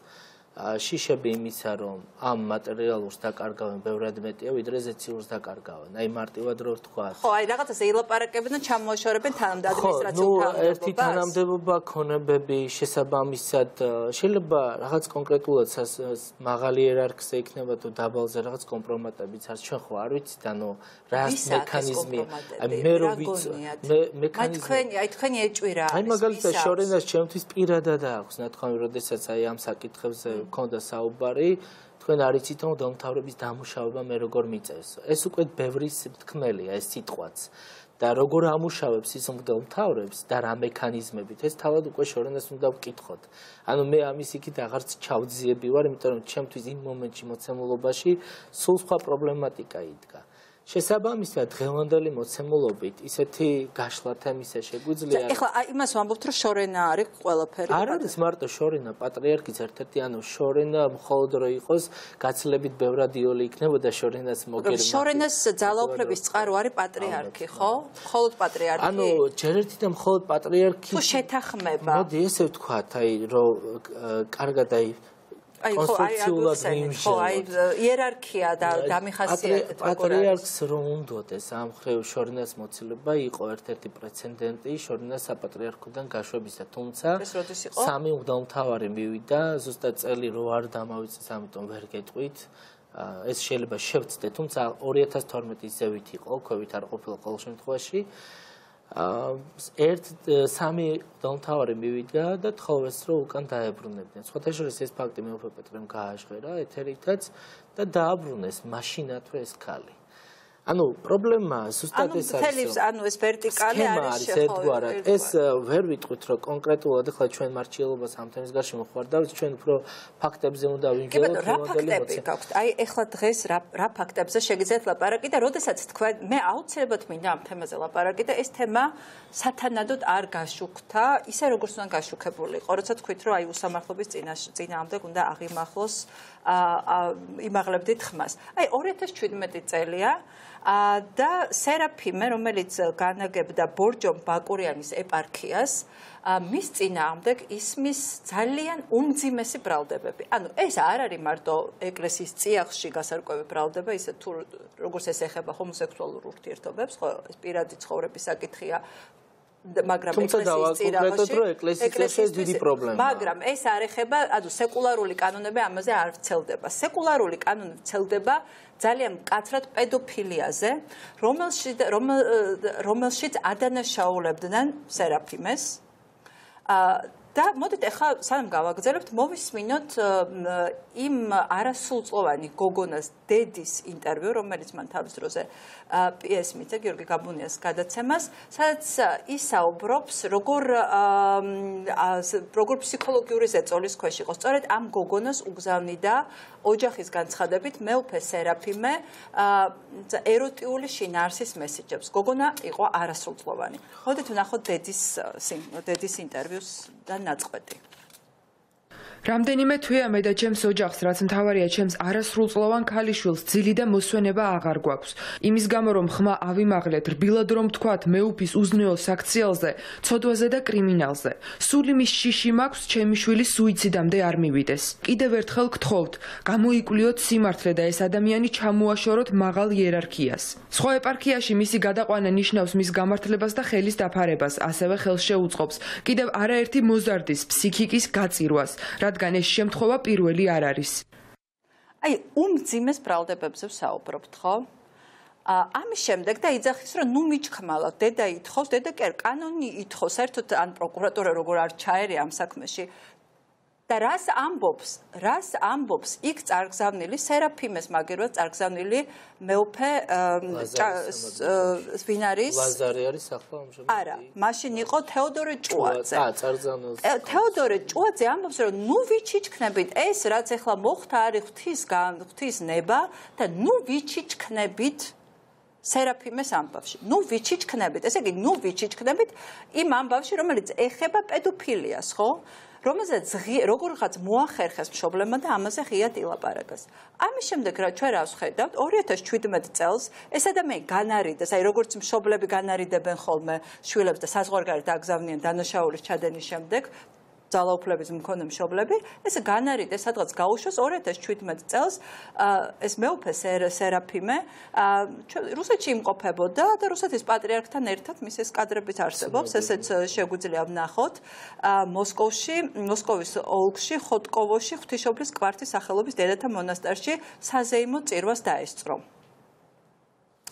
ფოტო შეგვიძლია ვნახოთ ამ სახველი. ამის შემდეგ უკვე გავრცელდა ინფორმაცია, თუ შეიძლება ფოტოც ვაჩვენოთ ჩემი საუბრის დროს. ამის შემდეგ უკვე ის საპატრიარქოს უნდა და მისი გამწესება ეპარქიაში, რომელიც მოიცავს გერმანიასა და ავსტრიას და ამ ეპარქიის ღვთელმსახურებმა ისევე როგორც ამ ეპარქიის მრევლმა გერმანიაში და ავსტრიაში გააპროტესტა სასტიკად მეუფე სერაფიმეს იქ მივლინება და ამის შემდეგ სერაფიმე თვითონ ამბობს თითქოს უარს, რომ მას აღარ უნდა გერმანიაში. ნუ ყოველ შემთხვევაში ამ სხდომაზე, ცნობილი დიდი თუ შავი ხუჩაბადის სხდომაზე, სინოდის სხდომაზე სერაფიმე არის.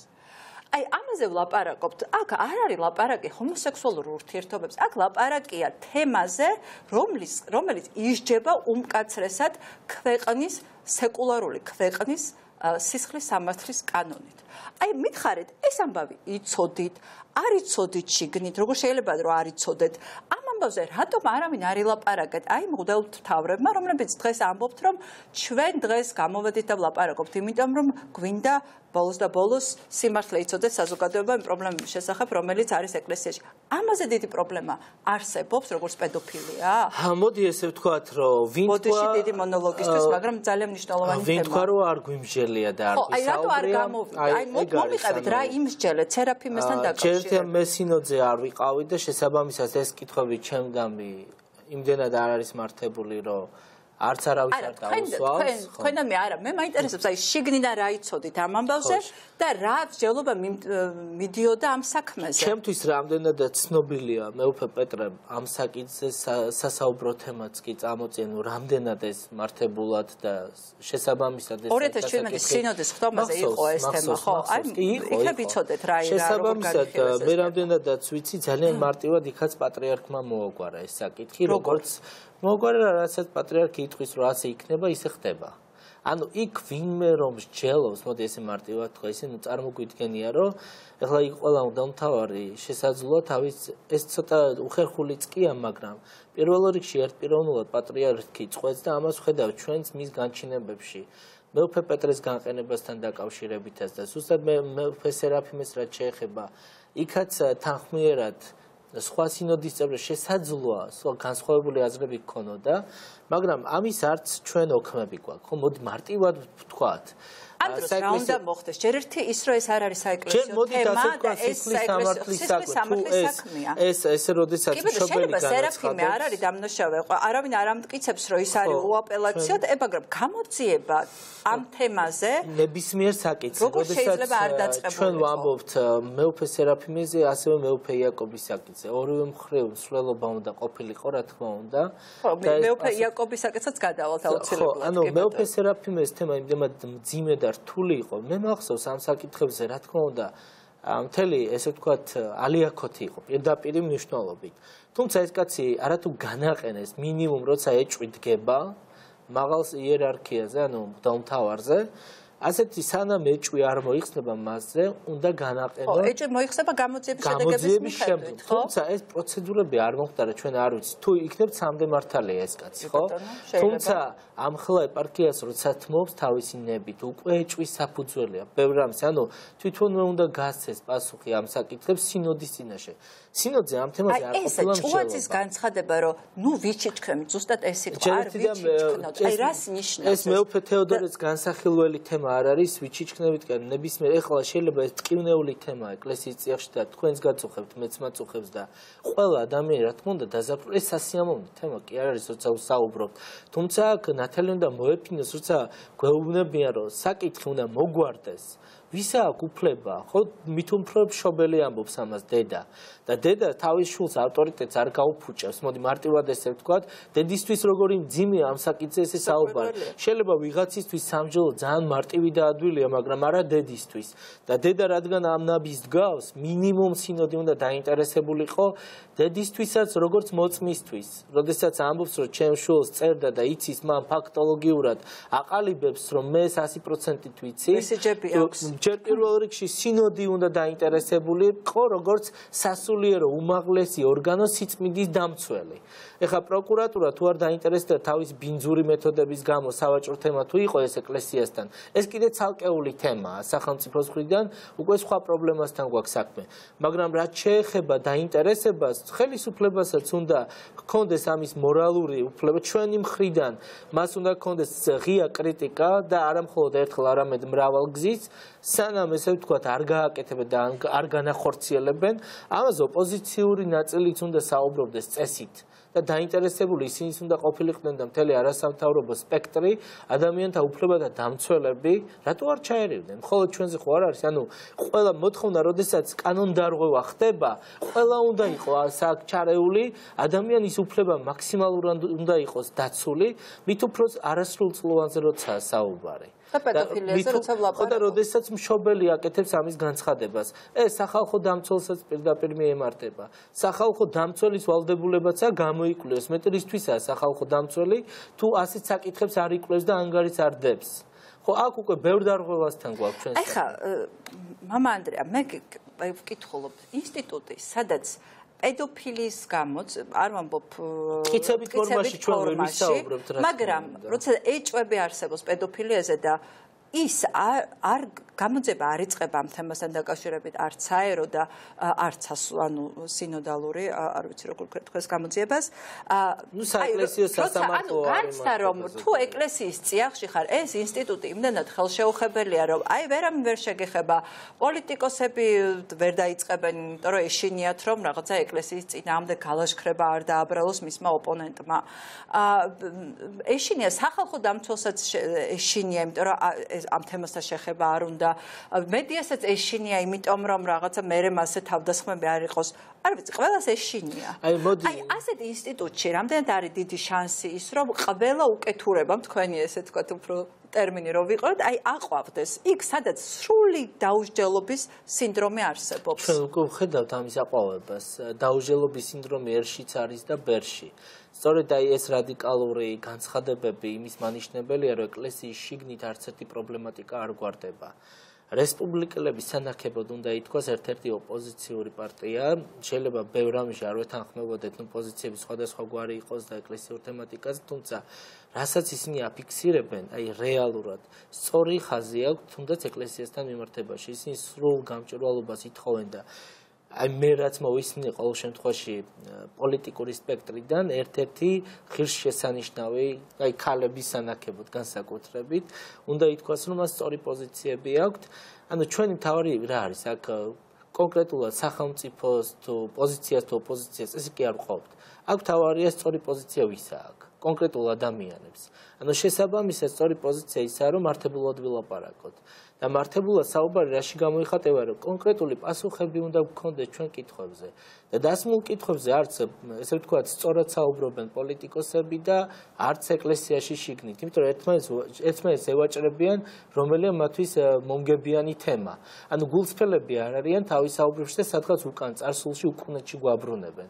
ჩვენ არ გვინდა ეს წარსული, ჩვენ სწორედ როცა საუბარი დავიწყეთ, რაც არ უნდა მტკივნეული იყოს მრევლისთვის თუ პოლიტიკოსებისთვის, ნებისმიერი ადამიანებისთვის, ეს მამხილებელი ტონალობა არ არის იქიდან გამომდინარე, რომ ჩვენ რაღაც დიდაქტიკურად ვინმეს ესე უქადაგებთ და რაღაცას მოვუწოდებთ. ჩვენ ვამბობთ კონკრეტულ საკითხებს, რომელზეც პასუხია გასაცემი. და არავის არა მე ხა მინდა გკითხოთ და აუცილებლად მივადგებით მეუფე პეტრეს ემოციურ თავზარდამცემ განცხადებას პატრიარქის როგორ თქვა, რაში დაადანაშაულა პედერასტიაში. თავმჯდომარე დაახლოებით ესე მფარველი ზუსტი ციტირება მისი, მაგრამ აქამდე მივედით და ეს ამაზე ვისაუბრებთ, მაგრამ მოდით დავიწყოთ იქიდან. მეუფე პეტრე გამყავს ჩვენთვის მედიისთვის გამოჩნდა განსხვავებული აზრის მატარებელი ადამიანი მებრძოლის შიგნიდან ციანიდის ამბის შემდეგ. აი რატომ გახდა ციანიდი რაღაცა წყალგამყოფი ან თქვენთვის ეგრეთ წოდებული ტრიგერი, ფაქტორი, რომ დაგეწყოთ ლაპარაკი ეკლესიაში არსებულ პრობლემებზე. აი რა მოხდა ციანიდის ამბავში, რამდენად იყო ჩართული ხელისუფლება, რა მოხდა იქ ისეთი, რომელმაც თქვენ ძალიან გაგაღიზიანათ და გადაგაწყვეტინათ, რომ დაგეწყოთ აი ნელ-ნელა დაგეწყოთ და მე შემდეგ მოგემატებინათ კრიტიკისთვის, როგორც ამას დინამიკა გვიჩვენებს ამ წლების განმავლობაში. აი რატო გახდა ციანიდის ამბავი? მეც გითხარით, რომ ციანიდამდე ჩემი კრიტიკა ბევრად ადრე იყო დაწყებული. გასაგებია, მაგრამ მედიისთვის ვამბობ, აი მედიისთვის რატომ გახდა უკვე უფრო გახსნილები რატო გახდა მედიასთან? ყველაზე რეზონანსული თემა იყო, მოდი ესე ვთქვათ, რომ აი რა გამოაშკარავა ციანიდმა, რა შეაზანზარა? ფაქტობრივად აი ჩვენშიც აი მე გეტყვით აი მორწმუნის ფსიქოლოგიას, აი გულწრფელები რო ვიყოთ. მე როდესაც ეკლესიაში მოვედი, ვფიქრობდი, რომ აი სასულიერო პირი შეუძლებელია იყოს გარყვნილი და რაღაც აი ცოდვის თანამონაწილე. ეს ერთგვარი ზომბის მდგომარეობაც კი იყო ჩემთვის, იმიტომ რომ ყველაფერს ვამართლებდი სასულიერო პირებს, აი როგორც ნათქვამია, ცუდს დაინახავ, ისიც არ დაიჯერო.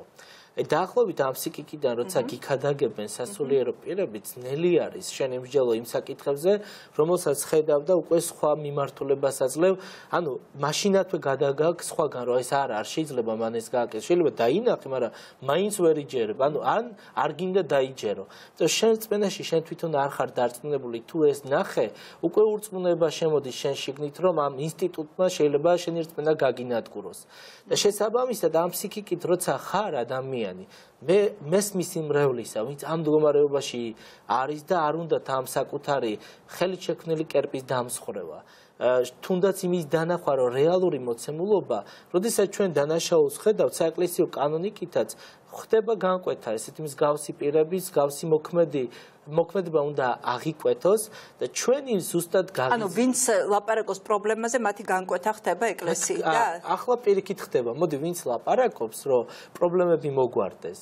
მათი განკვეთა ხდება და შესაბამისად ვინც ესე ვთქვათ იცავს ამ ცოდვებს თუ რაც გინდათ დავარქვათ ისინი უფრო დაწინაურებულები ხდებიან და რატომ ეს ერთგვარი კონფორმიზმის თემა არის ანუ ხო დაწინაურებულ მეუფე ზოსიმეზე რომელიც იყო 98 წელს როგორც ჩანს როგორც გიგი უგულავამ თქვა ეს სკანდალი არ ყოფილა დამალული და მან ამ შესახებ იცოდა მაგრამ ფართო საზოგადოებისთვის ჩვენთვის მამა გიორგის ხილაძის პოსტის შემდეგ გახდა ცნობილი და ამას მოყვა გამოქვეყნება კახა კალაძის სემინარის ყოფილი სტუდენტს რომ შუალად არა მერის ხო არაგვერიოს ჩვენს მერში მე მგონი არ ერევათ იმიტომ რომ სემინარის ფეხბურთელი იყო და არა სემინარიელი მოკლედ ამაზე ვისაუბრებთ მეუფეზე სიმე ამ ყველაფრის შემდეგ ამ დიდი სკანდალის შემდეგ მის დაწინაურება რატომ მოხდა მამა გიორგის ხელაძე გველოდება და ცოტა ხანში ჩავთავთ მანამდე აი დავასრულოთ აი ციანიდმა აქ სახელმწიფოს ხელი სახელმწიფოს ინტერესით გადაჯაჭვული გარკვეული მღვდელმთავრების ინტერესებთან მათ შორის იაკობის ინტერესთან აი რა მოხდა აი მარტივად გითხარით მამა ანდრია აი ძალიან მარტივად რო დავაჯამოთ და შევაჯამოთ რაც შეეხება ახლა ციანიდის თემა მე ჩემი პირადი აზრია რომ მეუფე იაკობი ნასვამი იყო თუ არ იყო არა აქ უკვე არსებითი მნიშვნელობა იმიტომ რომ მეორე დღეს ადასტურებს რომ რაც თქვი ყველაფერი მართალია ну ამ კუთხით ეკლესიას ანუ ამაში კავშირშია ციანიდი როგორ ხა მე მგონია რომ დიმიტრი შიოლაშვილის ჩამოშორება უნდათ იმისათვის რომ შიო დაესვა ეს ერთ-ერთი რაც მეუფე დიმიტრის ჩამოშორება ჩემი ერთ-ერთი რა თქმა უნდა ხედვა ზუსტად ეგ არის რომ მისი პატრიარქობა მაინც ჩემი ხედვით მოიაზრებოდა როგორც ერთ-ერთი ძლიერი ასე ვთქვათ ძალის და არ უნდა ეს ივანიშვილს უნდა და მისი კონტროლებადი ხო უნდა ეს უკვე მე ამ თემაში ხა იმ კუთხით ვერ შევალ ჩემთვის მაინც მარჩილობის საკითხი მაგრამ მე რასაც ვუყურებ ყოველ შემთხვევაში ციანიდმა ძალიან ბევრი თემა გაგვიშალა ჩვენ აი რა გაგვიშალა გაგვიშალა ერთის მხრივ რომ მეუფე დიმიტრი საერთოდ გაჩუნდა მოდი მარტივად ვთქვათ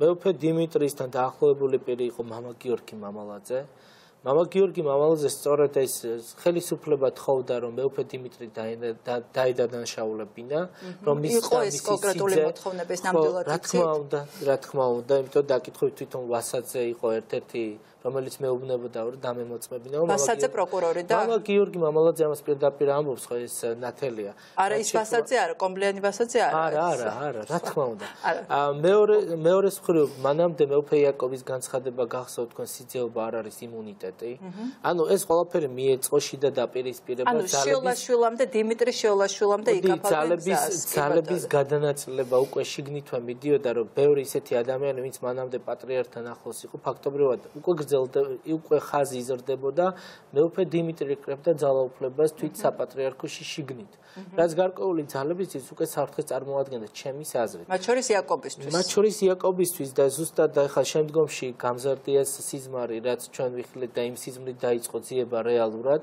და მანამდე ხო ანუ რაც შეეხება შემდგომ ირაკლი მამალაძის განცხადებას რომ ზუსტად გიორგი გაბუნიას ეთერში მაშინ უკვე არჩევანში თქვა მან რომ ერთი კვირით ადრე სანამ ეს თელი ესე თქვა დაჭერა მოხდებოდა ერთი კვირით ადრე იცოდა მოძღვარმაო და სავარაუდოდ ვიცით ეს მოძღვარიც ვინც არის და თუ იცოდა მაშინ ეკლესიის შიგნით უნდა ეთქვა ეს პრობლემა დაესახა და მოეგვარებინათ აი აქ ამ ფონზე უკვე ვხედავ დაჭერა მოდელს რომელიც ვითომ ციანიდით სადღაც მიდოდა და რაღაც ხაპარი შესაბამისად მეუფე პეტრეს აი მე რაც მასთან ურთიერთობა მაქვს ვიცი მხოლოდ გულსფრელი დამოკიდებულება რომ მგდელი არ უნდა იჯდეს ციხეში ის შეიძლება ესე ვთქვათ რაღაც საკითხებში მეტყველება ლექსიკა მას დაეწუნოს მაგრამ ის ნამდვილად არ არის ძალიან გავს იაკობის ლექსიკასია ის ამ ლექსიკით საუბრობს ბევრი სასულიერო პირი მაგრამ ძალიან შოკის მომგვრელი ამ ლექსიკას რო ისმენს სასულიერო პირები მე განვაცხადე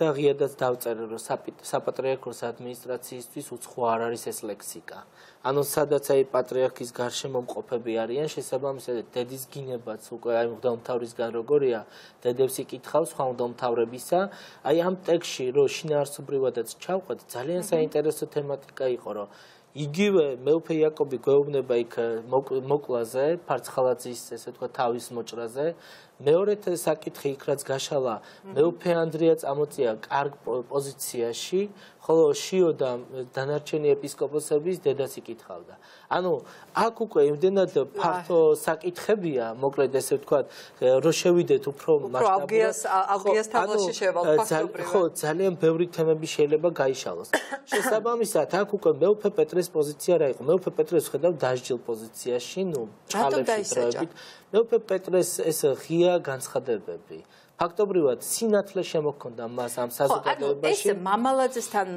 ქონდა ვთქვათ ახლო მეგობრული რაღაცა ერთთა იყო ამით იყო დაინტერესებული თუ რა იყო ანუ ჩვენ თუ მეუფე პეტრეს განცხადებებს ვიცნობთ სულ მამა გიორგი მამალაძეს მე საერთოდ არ ვიცნობდი მე კიდევ ერთხელ აღნიშნე რომ მეუფე პეტრეს ერთადერთი მთავარი დაინტერესება ის იყო რომ ჯერ მეუფე პეტრე არ შესულა, მეუფე ანდრია შევიდა პირველად მამა გიორგი მამალაძესთან, მაგრამ როდესაც მეუფე პეტრემ დაინახა, რომ აქ სხვა შეთქმულებასთან გვაქვს საქმე. რა იყო ეს შეთქმულება? იყო თუ არა ეს შეთქმულება ის, რაზედაც მე იაკობი ლაპარაკობდა. შეთქმულება მაღალ გახარიას გომელაურის ჩხარტიშვილის და რაღაც ალბათ კვირიკაშვილის მონაწილე. ეს სხვა საკითხი, აქ შეთქმულებაზე საუბრობ, რომ აქ შეთქმულებაზე მე კონკრეტულად საუბრობ ციანიდის თემით ჩამოშორება და გასუხარება. ახლა იმ შეთქმულებაზე ლაპარაკობდა, ანუ ციანიდი იყო საშუალება ამ რაზეც იაკობი ლაპარაკობდა. მეუფე იაკობის თემა მე საერთოდ ვგონებდა, მიმაჩნია რომ მეუფე იაკობმა ეს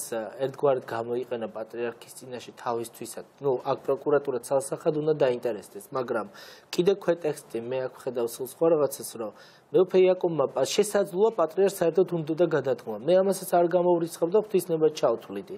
არანაირ პრობლემას არ ვხედავ ამაში თუ გადადგებოდა. ჯერ ერთი და უწმინდეს ვერავინ ვერ აიძულებს, ახლა პატრიარქი გინდა თუ არა გადადექიო. მაშინ მასზე რაღაც შანტაჟი უნდა არსებობდეს. ხო, ამით შეურაცხყოფას აყენებენ თავად მას. ხო, რაღაც ესე ვთქვათ კომპრომატი უნდა არსებობდეს, თვითონვე როცა ამას ამბობენ, რომ გადაყენება უნდათ, თუ პატრიარქს არ უნდა ვინ გადააყენებს. მოდი მარტივად ვიმსჯელოთ. რაღაცა იარაღის ძალით გადააყენებდნენ, გადატრიალებას როგორ მოუწყობდნენ მას.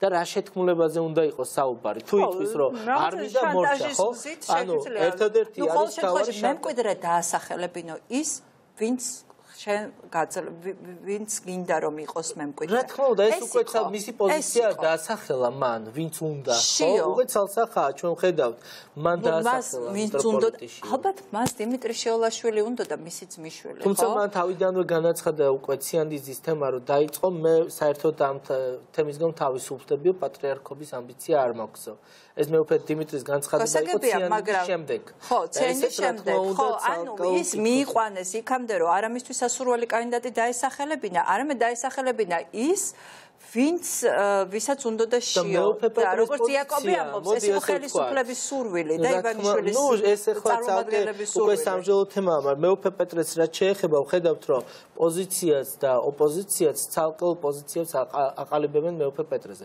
მეუფე პეტრემ ეს რაც თქვა რა თქმა უნდა ემოციური ეხლა აი ეგ მინდა ვკითხოთ როდესაც თვითონ მისთვის ყველაფერს რომ თავი დავანებოთ ხო ძალიან დამაზიანებელი იყო განცხადება აი გააკეთო აი ესეთი შოკის მომგვრელი განცხადება ადამიანზე შეფასება ადამიანზე რომელიც ვიღაცისთვის დამაზიანებელი მოდი ესე ვთქვა არა მისთვის იყო დამაზიანებელი თუნდაც იმიტომ რომ როდესაც ასეთ განცხადებას აკეთებ იქვე ფაქტები უნდა მოაყოლო თორე ეს არის მარტო ამის შემდეგ ეტყვიან რომ ეს იყო უბრალოდ იმიტომ გაკეთებული რომ დისკრედიტაცია მოახდინა პატრიარქის სახელის ზუსტად პოლიტიკოსებიც ამ თემაზე შეელდა ამას ამბობენ მე ეხლა ამას პოლიტიკური გაგრძელება მოყვა ვის უნდა პატრიარქის დისკ ანუ ვინ დგას პეტრე ცაავას უკან ნაციონალები დგანან ამბობენ ქართული ოცნების წარმომადგენლები აი ასე ვთქვა რაც შეეხება მეუფე პეტრეს განცხადებებიდანაც ცალსახაა რომ არც ერთ მხარეს და არც მეორე მხარეს ის ღვთის გზას ანუ ჭეშმარიტად სწორად მიდის ამიტომაც ამის გვერდით ესე ვთქვა ამ პოზიციებს ვამაგრებთ და სიმართლის გზას რაც შეეხება განცხადებებს, აი დოკუმენტაცია უნდა მოაყოლოს. მე კიდევ ერთხელ აღვნიშნავ, რომ დოკუმენტაცია რა ბედუკაძეობა უნდა იტვირთოს.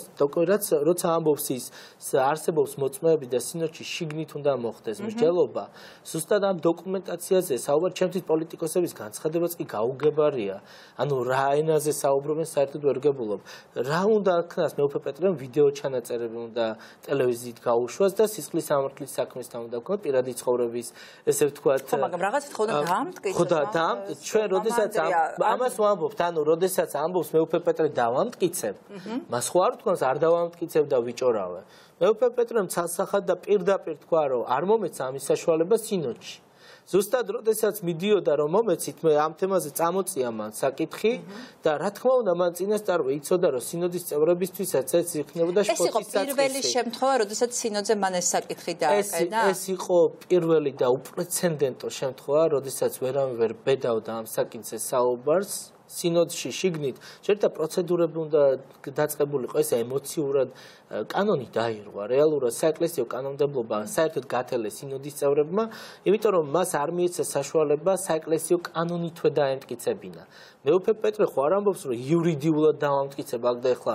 სადღაც სისხლის სამართლის საქმეა მას არ უთქვამს ეს ნაწილი მან თქვა რომ ეს ნაწილი არის უბრალოდ საეკლესიო კანონმდებლობით და მე მყავს რა თქმა უნდა არსებობს მოწმეები რომლებიც იმსჯელებენ და არა თუ ცილისწამების დონეზე იქ რა თქმა უნდა იქნება ფაქტებით საუბარი და არ რაღაც ემოციებზე როცა მოწმეზე ამბობს და თან ითხოვა რომ დღის მეორე დღის 12 საათამდე ვადაც ჰქონდა მას დასახელებული და გაგრძელებულიყო სინოდი და მიეცათ მას თავის მართლობის საშუალება. პირველ რიგში როცა წინადადებას და დღის წესრიგს თვითონ პატრიარქი აყალიბებს და დანარჩენები დაუმთავრები უბრალოდ არიან მსმენელების როლში. და ფაქტობრივად არაფერს არ აკეთებენ, მეუფე პეტრემ ესეც კი გაარღვია და მან თვითონ მოინდომა და ინიციატივაც ჩვენ ვიცით მანამდეც რომ კითხვები არსებობს და მე დავსვავ ბევრ კითხვას ციანიდის თემაზე, მეუფე იაკობის საკითხზე, მისთვის პრიორიტეტები ეს იყო.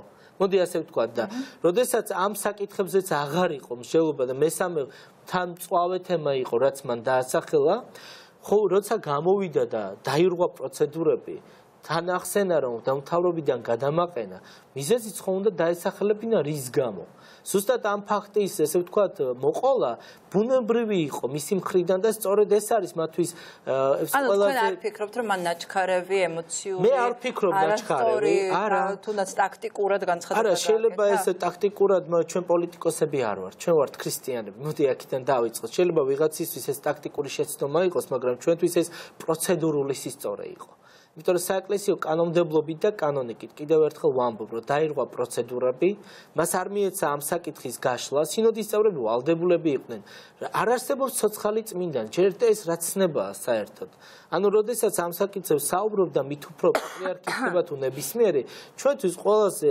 უმწიკლო წმინდა ერთადერთი იყო ადამიანი და სრული ღმერთი ქრისტე ამის იქით კითხვები ნებისმიერ ადამიანზე შეიძლება დაისვას. მით უფრო როცა ეჭვიჩდება, ეს პატრიარქი იქნება, მე ვიქნება, სხვა იქნება, თუ არა აქვს მეუფე სერაფიმე იქნება, ამ საკითხზე მსჯელობა უნდა მიმდინარეობდეს. ხოლო რაც შეეხება მეუფე პეტრემ, უნდობლობას გამოუცხადა სინოდს, თქვენ იცით და მან თქვა, რომ ლაივითაც იყოს ჩვენებული სინოდის ხდომები. აბსოლუტურად არ გაიზიარეს. არ გაიზიარეს, იმიტომ რომ იქ გამოჩნდებოდა ერთი დიდი ესე ვთქვათ ხოლოს ხდომა რომელსაც მართავს ერთი ადამიანი ანუ სადაც დამკვეთი საკითხების არის ის დანარჩენი მსმენელის როლში და ჩვენ იმედი გვაქვს სწორედ ესეთი ღია განცხადებებით ღია საუბრებით ზუსტად იმ საკითხების მოკვლევით რაც მე დავაანონსე 77 წლიდან მეუფე პეტრეს ინიციატივით და უკვე ხედავთ რომ იყრება კი ბატონო და სწორედ ეხლა გადავიდეთ მამა გიორგის ხილაძესთან თქვენთვისაც ალბათ საინტერესო იქნება მისი მოსმენა პირველი ფაქტობრივად ფაქტი არ ვიცი მაგრამ მოწმის ჩვენება დაიდო დღეს ეს არის კახაკალაძე არა ქალაქის მერი კიდე ერთხელ ვიმეორებ ეს არის ადამიანი რომელიც 98 წელს იყო სემინარიის სტუდენტი და სწორედ ამ პერიოდს უკავშირდება ეს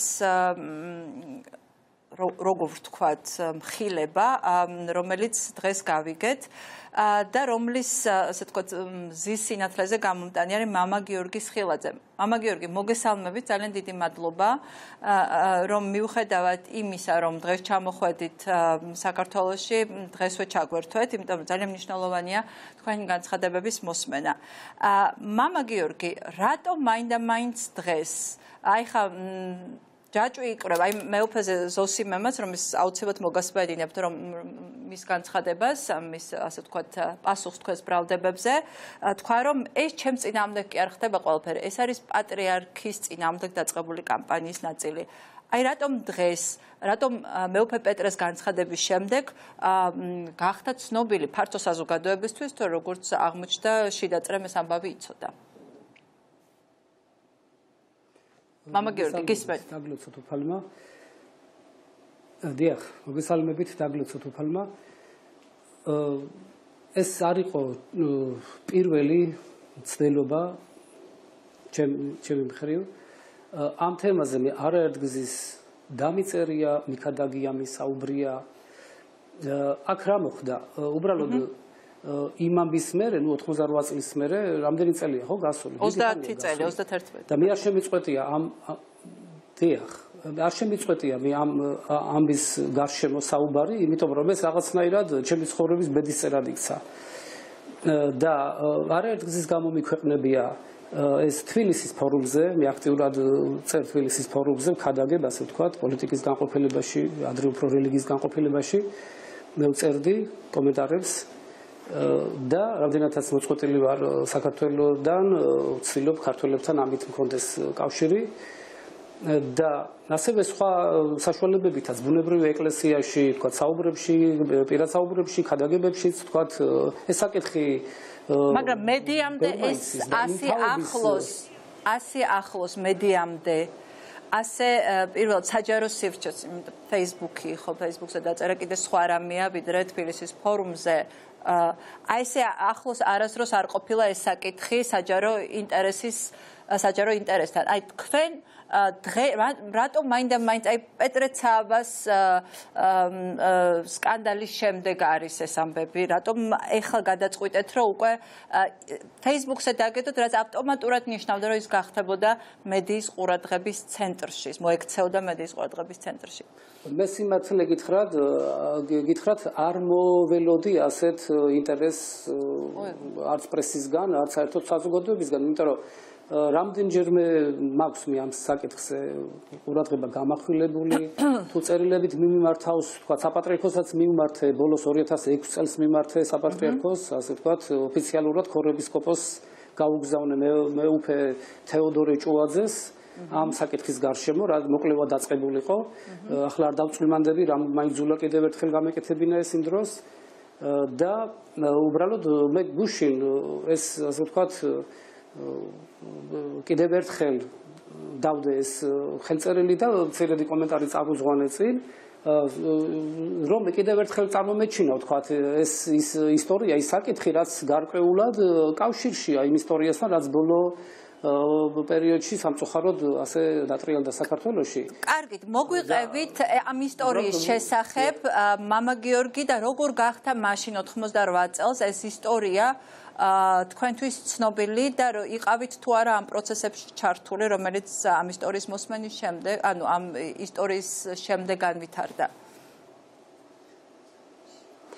დიახ, მე იმ დროს ვიყავი ასე ვთქვათ 21 წლის ჭაბუკი რომელმაც სემინარიაში ჩემს სულიერ ძმებთან ერთად ჩავაბარე და ჩემთვის სრულიად მოულოდნელად, შოკის მომგვრელად აღმოჩნდა ის, რომ სემინარი აკადემიის რექტორი, ეპისკოპოსი, რომელიც მანამდე მცხეთის სემინარიის რექტორი იყო და სვეტიცხოვლის წინამძღვარი იყო, სვეტიცხოვლის ეზოში მდებარე რეზიდენციაში ეწეოდა გარყვნილ ქმედებებს თავის სტუდენტებთან და მორჩილებთან და სტიქაროსნებთან და ასე შემდეგ. ანუ ამას მასიური ხასიათი ჰქონდა? თქვენ წარმოგედგენიათ რომ ახლა დიახ მე ვაცხადებ რომ მასიური როგორ ახლა მე რიცხვს დავასახელებ მაგრამ როდესაც ჩვენ ერთი ადამიანი არ იყო ანუ მარტო კახაკალაძე არ იყო ამ მსხვერპლი აი მე გეტყვით ერთ რამეს და თქვენ თვითონ გამოიტანთ და მსმენელიც გამოიტანს დასკვნას ამ ამის შესახებ უპირველესი ადამიანი ვისაც ჩვენ ეს ვაუწყეთ იმიტომ რომ კათოლიკოსი იმ დღეს თბილისში არ იმყოფებოდა არის მისი ძმისშვილი იმჟამად რომელიც მღვდელი გახლდათ მამა დავითი ჩვენი სემინარიის ლექტორი იყო ლიტურგიკას ვიკითხავდა დღეს მოგეხსენებათ მიტროპოლიტი დიმიტრი რომელიც არის ბათუმის და ლაზეთის მიტროპოლიტი აი მას ვაუწყეთ ჩვენ ეს რაღაც საშინელი მოვლენა რომლის გავრცელება ბუნებრივი არ გვინდოდა არათუ ერში არამედ ეკლესიაშიც არ გვინდოდა ჩვენ ამის გახმაურება და მან ასეთი რამ ჩაილაპარაკა და გითხრა ჩვენ და მის მომსმენი პიროვნებაც არსებობს ვინც დაადასტურებს ჩემს გარდა ამას რომ თქვენც ახლა ახალი ამბავი გითხარითო აღმოჩნდა რომ ეს ამბავი ანუ მეუფე ზოსიმეს შესახებ ასეთი ამბავი ასე ვთქვათ ისტორია არ ვიცი რა ტერმინები ვიხმარო ცოტა უხერხულად გძნობ თავს იცოდა არა მარტო მამა დავითმა ასე ვთქვათ იმჟამინდელმა ანუ მეუფე დიმიტრი იცოდნენ დიახ იცოდნენ სამღვდელოების სხვა წარმომადგენლებმა ზოგმა ნიშნის მოგებით თქვა აი მე რომ დავიწყე ამ საქმეზე ბრძოლა ერთი მოძღვარი იყო ასეთი გვარიც ვიცი ამ შემთხვევაში არ აქვს აზრი დავასახელო თო ჩემი მიზანი არ არის მისი განკითხვა მაშინ არავინ დამიჭირა მხარიო და აი ხა მე მაშინ ახლა მე აღარ დაგიდგებითო გვერდითო და ესე შეგვატოვეს ასე ვთქვათ ჩვენ აი პირისპირ საბჭოთა უშიშროებას შეგვიძლია პირდაპირ ანუ სტუდენტები მხოლოდ სტუდენტები მაშინ დიახ, სტუდენტები, დიახ, ვიყავით 4 სტუდენტი. და ეს იყო 9 აპრილამდე, ასე ვთქვათ, 99 წლის 9 აპრილამდე ეპოქა.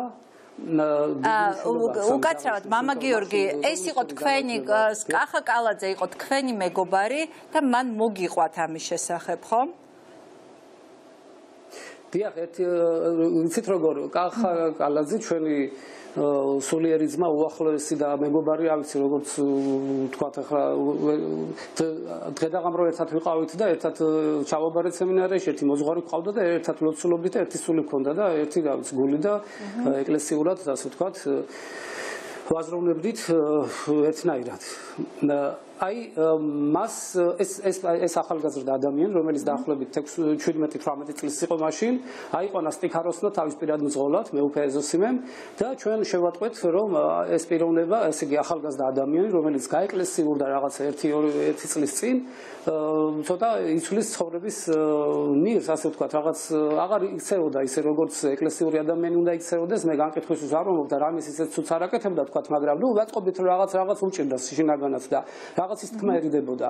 ამიტომ ხანამის ბოლომდე ამას იტყოდა ჩვენთან და გამოწყდებოდა ასე ვთქვათ მეგობრულად.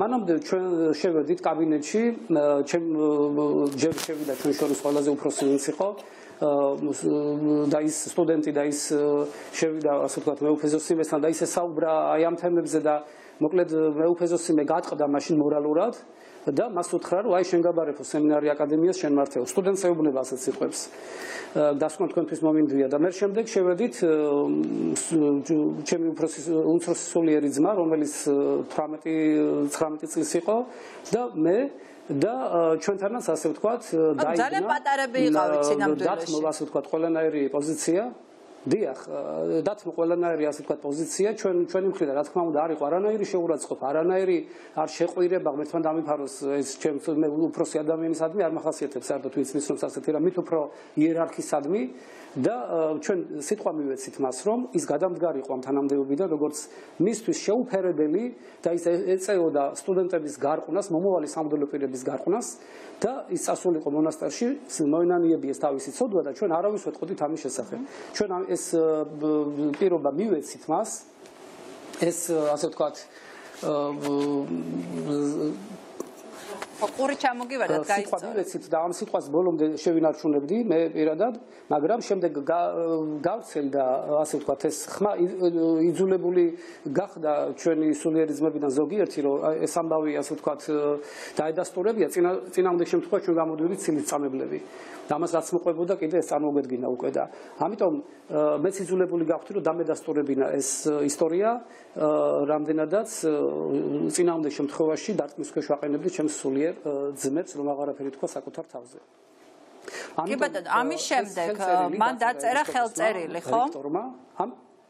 ამის შემდეგ აი საუბრის დასასრულს მან გამოიღო ასე ვთქვათ ჩვეულებრივი ცარიელი ფურცელი დაიწყო ამაზე ხელწერილის წერა რომ მე სემინარი აკადემიის სტუდენტთა სამართლიანი მოთხოვნით სამუდამოდ ვტოვებ სემინარი აკადემიის რექტორის თანამდებობას ხელი მოაწერა ბეჭედი დაუსვა თუ პირობა დავარღვიო მიცემული იქნეს სისხლის სამართლის პასუხისგებაში ხელწერილი ჩემს მიერაა დაწერილი ასაც ვადასტურებ აი შინაარსი კი არა ციტირება მოახდინე უკვე აი ამ ხელწერილისა და აქ უბრალოდ ის იყო ჩვენი მხრიდან ვთქვათ რაღაც მითითება რომ ის ამას ცდილობდა გაეკეთებია უბრალოდ თაბახის ფურცელზე და ჩვენიდან ერთ-ერთმა სულიერმა ძმამ მას თხოვა უთხრა რომ გნებავთ მოთხოვა რომ ეს დაეწერა ბლანკიან ფურცელზე სემინარისა და აკადემიის ოფიციალურ ასე ვთქვათ ფურცელზე ამას ნუ მეტი ძალა ექნებოდა და მეტი დამაჯერებულება ბუნებრივია ვიდრე ეს რაღაც პატარა ბავშვები თუნდა და მოეგდო ჩვენთვის ეს ფურცელი და მე რას იკადრებდა კიდე არ ვიცით და ამიტომ აი ეს ხელწერილი და ჩვენ გამოვაქვეყნეთ დიახაც ეს არის მისი დაწერილი არანაირი ძალადობა რა თქმა უნდა თუ ჩვენ ვიძალადეთ კარგი მწუჩი ვიძალადეთ და ვთქვათ მოხდა ეს რომ დაწერა და შემდეგ რა მოხდა რატომ არ ესე მაშინ მამა გიორგი მაშინ იცოდით თუ არა რომ დანაშაულს ფარავდით თუ ეს ყველაფერი მოხდა და მართალია იცით იცით დანაშაულს როგორ დანაშაული ახლა ამ შემთხვევაში ეს არ იყო არასრულწლოვანთან თქვათ რაიმე ეს პედოფილის ფაქტი არ იყო თუმცა საბჭოთა კავშირის სისხლის სამართლის კოდექსით მამათმავლობა 3 წლით იჯებოდა ასე თქვათ პატიმრობით იჯებოდა მაგრამ ამ შემთხვევაში ნუ ახლა ეს სულიერი საკითხი იყო ეკლესიის სიწმინდის საკითხი იდგა მის უკან და ამიტომ ჩვენ ამ მაგ კუთხით იურიდიული კუთხით სიმართლე გითხრათ არც გვიფიქრია ჩვენთვის თავარი იყო ზნეობრივი საკითხი ეკლესიის ავტორიტეტის შენარჩუნება და ამიტომ მივეცეთ ეს სიტყვა რომ ჩვენ ამას არ ვიტყოდით რომ თქვათ ის გადამდგარიყო და ეპისკოპოსობიდანაც უნდა წასულიყო იმიტომ რომ მოდი დავსვათ კითხვა თუ ეს ადამიანი უდანაშაულო იყო და მას ცილი დასწამეს მას რატომ დაწერა თქვათ ეს ხელწერილი და თუ ძალით დაწერა და კიდევ მეორებ რატომ არ გაასაჩვირა შემდეგში ამას აუცილებლად მოგასმენინებთ მის არგუმენტებს მოგასმენინებთ მისი ინტერვიუდან ფრაგმენტები გვაქვს ჩვენ ამ გადაცემისთვის მანამდე ძალიან სერიოზული ბრალდება პირველ რიგში მთავარი კითხვა რჩება სად არის თვითონ კახა კალაძე და ამაზე რატომ თვითონ არ საუბრობს მისი წერილი 98 წელს ძალიან ძიმე იყო დასაკითხად ეს წერილი ეს გამოქვეყნდა მაგრამ მისგან რასაკვირველია უფრო დამაჯერებელი იქნება ამ ამბის მოყოლა თუმცა ძალიან დეტალურად არის ამ წერილში ყველაფერი აღწერილი ყველა დეტალი არის ასე ვთქვათ მონიშნული ყველაფერს იხსენებს ის რაც ამ ხნის განმავლობაში ხდებოდა სად არის ეს ადამიანი ეხლა და ვინ არიან თქვენი მოწმეები ვინცაც შეუძლია ამ თემაზე ლაპარაკი და ამის დადასტურება ერთ-ერთი დეკანოზი გიორგი ხო თუ არ ვცდები მან ფაქტობრივად დაადასტურა ეს ამბავი ზაქარია მაპატიეთ დეკანოდი ზაქარია დიახ მან დაადასტურა იმიტომ რომ ის ჩვენთან ერთად ვიყავით რაც შეეხება იმ წერილს მე დღეს მითხრეს რომ ის წერილის როდესაც დაწყვეტილებით არის ეს ტაბულა მოიპოვა ეს წერილი ასე გავრცელდა მედიაში პირველ წყარო მედიაში არის ტაბულა დიახ მითხრეს ასე დიახ და მე ეს წერილი არ გამომიქვეყნები მაქვს ეს წერილი მაგრამ არ გამომიქვეყნებია ეს წერილი იმიტომ რომ ეს წერილი ასე ვთქვათ ნუ ჯერ ჩემი მხრიდან მე ცოტა აი პირადაპირ გეტყვით მე მერიდებოდა ვთქვათ აუდიტორიის წინაშე ამის გამოქვეყნება იმიტომ რომ მანდილოსნები ქალები უსმენენ ბოლოს და ბოლოს ბავშვებიც უსმენენ ტელევიზორს და ახალგაზრდები ვთქვათ და ნუ მე თავი შევიკავი ამის გამოქვეყნებისაგან და თუ ეს გამოქვეყნდა ნუ მე იძულებული ვარ დავადასტურო რომ ეს წერილი ნამდვილად ისი დაწერილია ეს არ არის ნაყალბები ალბათ კალაძე სად არის დღეს და ისაუბრებს თუ არა და ვინ არიან სხვა მოწმეები რომელიც ამას დაადასტურებს თქვენი სხვა სულიერი ძმები ვისაც ახლა საუბრობდით და ვისი ზემოქმედების ქვეშაც დაწერა მეუფე ზენონმა ის წერილი რომელიც დღეს არ უარყვია სხვათა შორის ზოსიმენ მე ყველაფერი დიახ ანუ აი ამ წერილის შესახებ დიახ თქვით და კახა კალაძე არასოდეს იხევდა უკან აი ამ საკითხზე ის ყოველთვის ჩემთან საუბრებში როცა შევხვდებოდით ერთმანეთს ამბობდა რომ მე მზადა ვარ აი პატრიარქთან ვინმე შემიყვანო სადაც გიდათ იქ წამიყვანონ მე ყოველთვის დავადასტურებ რაც მოხდა მე უკან არ დავიხევ იმიტომ რომ ნუ ბუნებით ასეთი ადამიანია ჩვენ რო დაურეკოთ ხვალ თქვენ თუ მოგცემთ მის საკონტაქტო ნომერს დაურეკოთ ხვალ და ვიცით რომ არ არის საქართველოში არის სტრასბურგში ცხოვრობს ხო და ერისკაცია უკვე აღარ არის სასულიერო პირი მე შემიძლია იმიტომ რომ მე ის რომ ვიცოდე რომ ეს პიროვნება იმალება ეშინია უარყოფს ამ წარსულს და ასე შემდეგ მაშინ რა თქმა უნდა მისი ნებართვის გარეშე არ დავდებდი გუშინ ანუ ის არის მზად რომ მედიასთან ილაპარაკოს ამ თემაზე მამა გიორგი ყოველ შემთხვევაში ყოველთვის მზად იყო ის ყველა დონეზე ამ საკითხის სამხილებლად მაგრამ მას არანაირი საშუალება ჰქონდა ამისა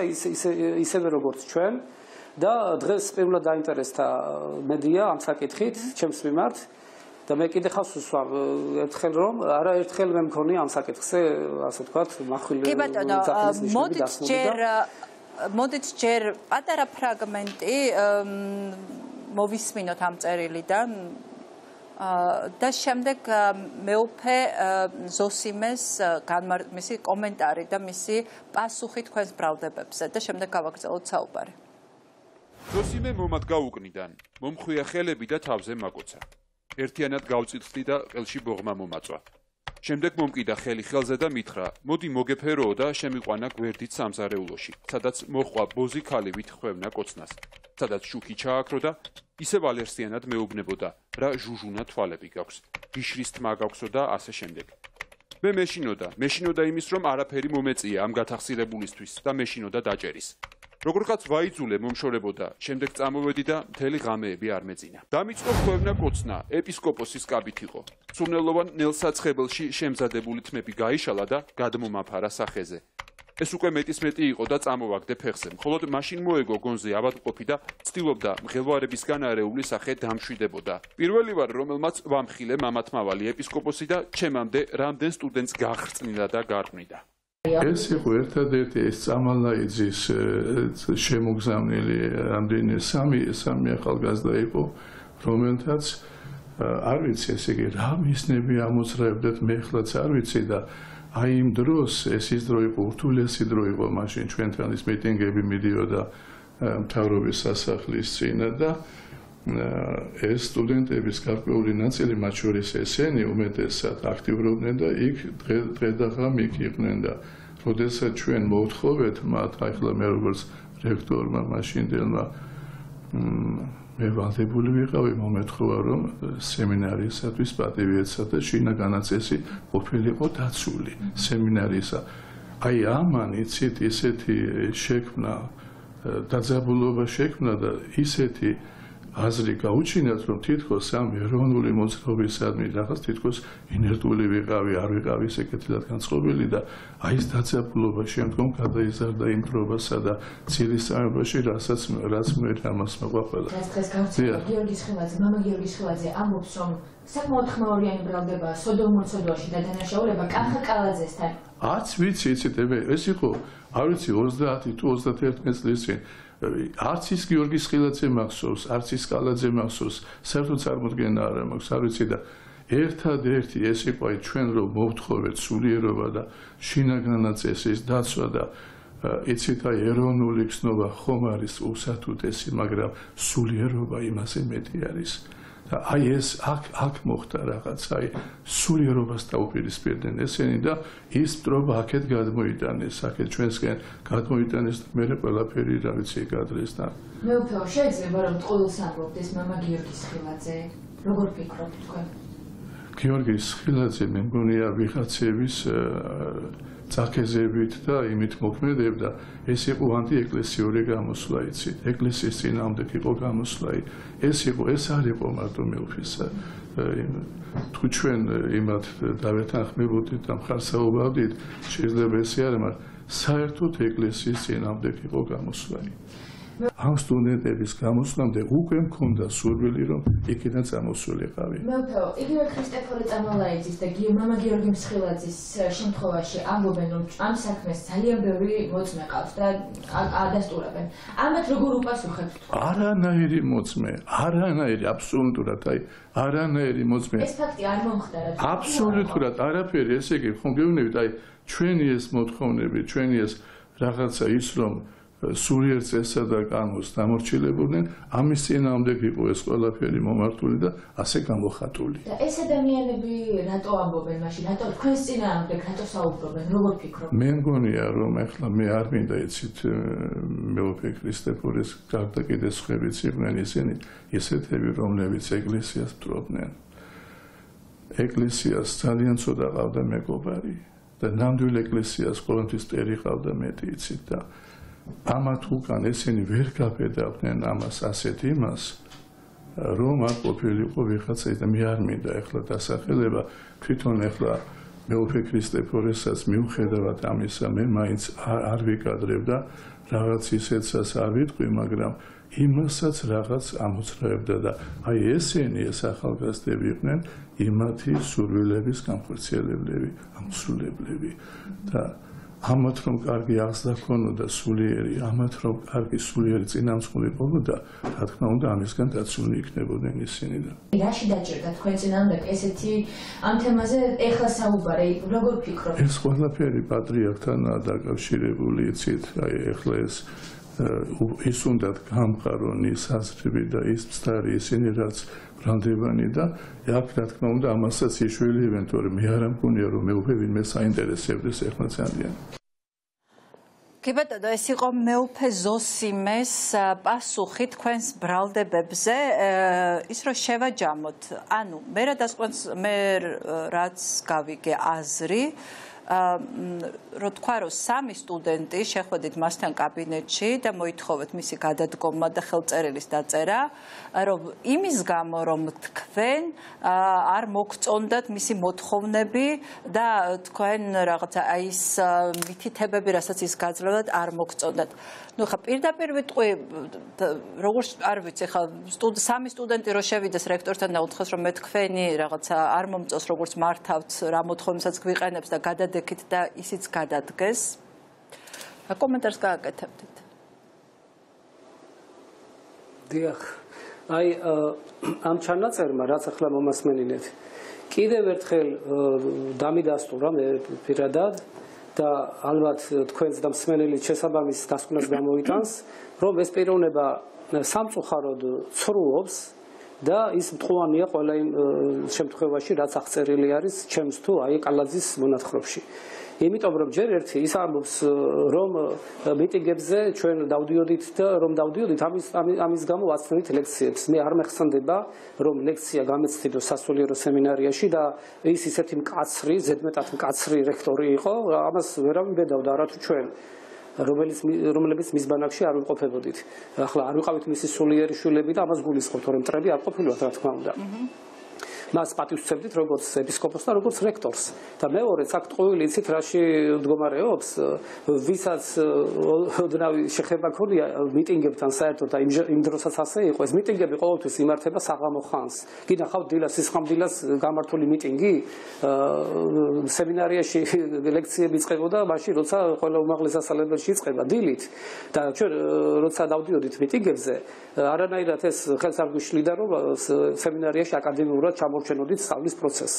ასე რომ ეს არის დათქვამი ადამიანისა, რომელსაც სამწუხაროდ სხვა აღარაფერი დარჩენია თქვას ესეთი რამე. სემინარიაში 3 სტუდენტს, რომელიც სწავლების ასეთ კაცრი სტანდარტებით იყო უკმაყოფილო, შეეძლო შესვლა რექტორთან და ეთქვა რომ თქვენ მე არ მომწონს აქ 3 სტუდენტს, რომ ასე თქვა მან და ეხლა თქვენ გადადექით და ისიც ახლა ნებისმიერ 3 სტუდენტს შეუძლია რექტორის გადაყენება ამ ლოგიკით. დიახ.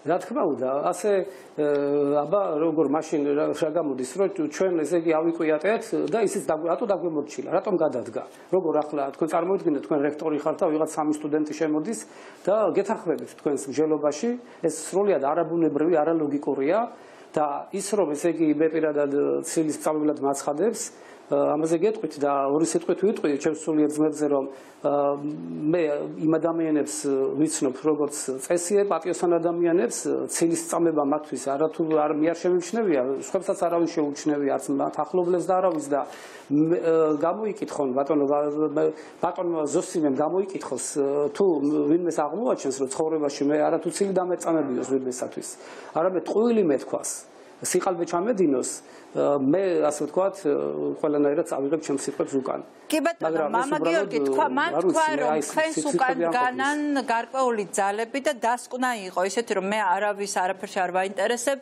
ეს არის პატრიარქის დისკრედიტაციის კიდე ერთი გზა, რომ აი ის რაც პეტრე ცააბამ ილაპარაკა პატრიარქზე, რომ ეს ამ სხვადასხვა ფაქტებით დამტკიცდეს, ანუ ის რომ პრობლემა არის ზოგადი ეკლესიაში და ის არ ეხება მხოლოდ პატრიარქს. აი ამ ბრალდებაზე რა სიტყვით? თუ არ ეხება მხოლოდ ზოსიმეს. არა, ნუ მეუფე პეტრემ პატრიარქი დაადანაშაულა, რომ ეს არის მხოლოდ, ანუ პატრიარქი კი არა, ზოგადად ეს პრობლემაა და ამაში არის მაღალი მღვდელმსახურები ჩარეული ამ პრობლემაში, ხო? ანუ ჰომოსექსუალური ურთიერთობები ეკლესიის შიგნით ეს არ არის ცალკეული შემთხვევები, არის ფართოდ გავრცელებული. ამას ამბობს ალბათ, რომ ამის დამტკიცება გინდათ და ანუ პატრიარქის ყური გაითიშა. გესმით მამა გიორგი? გესმით ჩემი? ანუ ის ამბობს, რომ მე არაფერში არ ვჭირდები დღეს, ჩემი დადანაშაულება არ არის თემა, თავარია რომ მოხდეს ამ შემთხვევაში ირიბად პატრიარქის დისკრედიტაცია. და აბატეთ, მაგრამ პატრიარქის დისკრედიტაცია თვითონ მოახდინა ამ პიროვნებამ, როცა ასეთ გზას დაადგა და ამას იქნოდა ეკლესიაში და ამას ჩვენ გვაბრალებს. თვითონ უნდა ყოფილიყო ნიმუში, სიწმინდის პატიოსნების და აბა ეხლა სათქმელადაც სამარცხვინო არისო, როგორც წმინდა პავლე მოციქული იტყოდა ამ ცოდვაზე და როგორ ვისაუბროთ ახლა ჩვენ ამაზე. ჩვენ როგორ ვახდით დისკრედიტაციას? სამწუხაროდ პატრიარქმა თავისი ასეთი მფარველობით მისდამი თვითონაც თავის დისკრედიტაცია მოახდინა. სამწუხაროდ, იმიტომ რომ ჩვენ გამოგვრიცხა სტუდენტები სემინარიდან ისე რომ არც კი დავგვიდა. ერთი წამით, აი ესეც ძალიან საინტერესო. ეს წერილი ახლა ჩვენ რომელდაც მცირე ნაწყვეტი ჩვენს მაყურებელსაც ვაჩვენეთ, 88 წელს დაიწერა, ხო, დაიწერა ვისთვის? ანუ ამას მისამართი სად უნდა გაგზავნილიყო ეს წერილი, ჩვენ ახლა გადაურეკავთ ისევ ხელახლა მამა გიორგის და ის ისევ გამოვა ხაზზე, მცირედი ტექნიკური არა გვაქვს ტექნიკური პრობლემა. მამა გიორგი, გესმით ჩემი? ანუ ეს წერილი 88 წელს დაიწერა, ადრესატი ვინ იყო ამ წერილის, ვისთვის დაიწერა ეს წერილი, სადაც დეტალურად არის მონათხრობი ყველაფერი და ამის შემდეგ რეაგირება როგორი იყო ეს რო არის გამოგვრჩეს. თქვენ გულისხმობთ აი ამ ვრცელ წერილს, სადაც განმარტებულია ხო? კი, კახი კალაძის წერილს. დიახ. ეს დაიწერა, იცით, აი როგორ გითხრათ ახლა ეს ჩვენთვის ისეთი რამ იყო, რომ აი ჩვენ გამოგვიწყეს სემინარიიდან, ჩვენი დამცველი აღარავინ იყო, ასე ვთქვათ, პატრიარქმაც არ გაგვიტარა საერთოდ. კონდათ მასთან შეხვედრის მცდელობები? ჩემთან. ხმა ცოტა ხანში ჩვენ ისევ დაუკავშირდებით, ძალიან მცირე დრო გვინდა იმისათვის, რომ ხელახლა დაუკავშირდეთ მამა გიორგი სხილაძეს. მანამდე მამა ანდრეას ვკითხავ, ანუ მეუფე ზოსიმეს არგუმენტები, მისი კომენტარი თქვენთვის რამდენად დამაჯერებელია? მოკლედ მოდი ესე ვთქვათ, რომ ამას ჭირდება რა თქმა უნდა ისევ ძიება და საეკლესიო ხანდაზმულობა არა აქვს პროცესს, მარტივად რომ ვთქვათ, არ ითვალისწინებს ეკლესიის კანონები. ისე მინდა ვთქვა, რომ ძალიან სიმპათიური და სათნო ადამიანი ჩანს.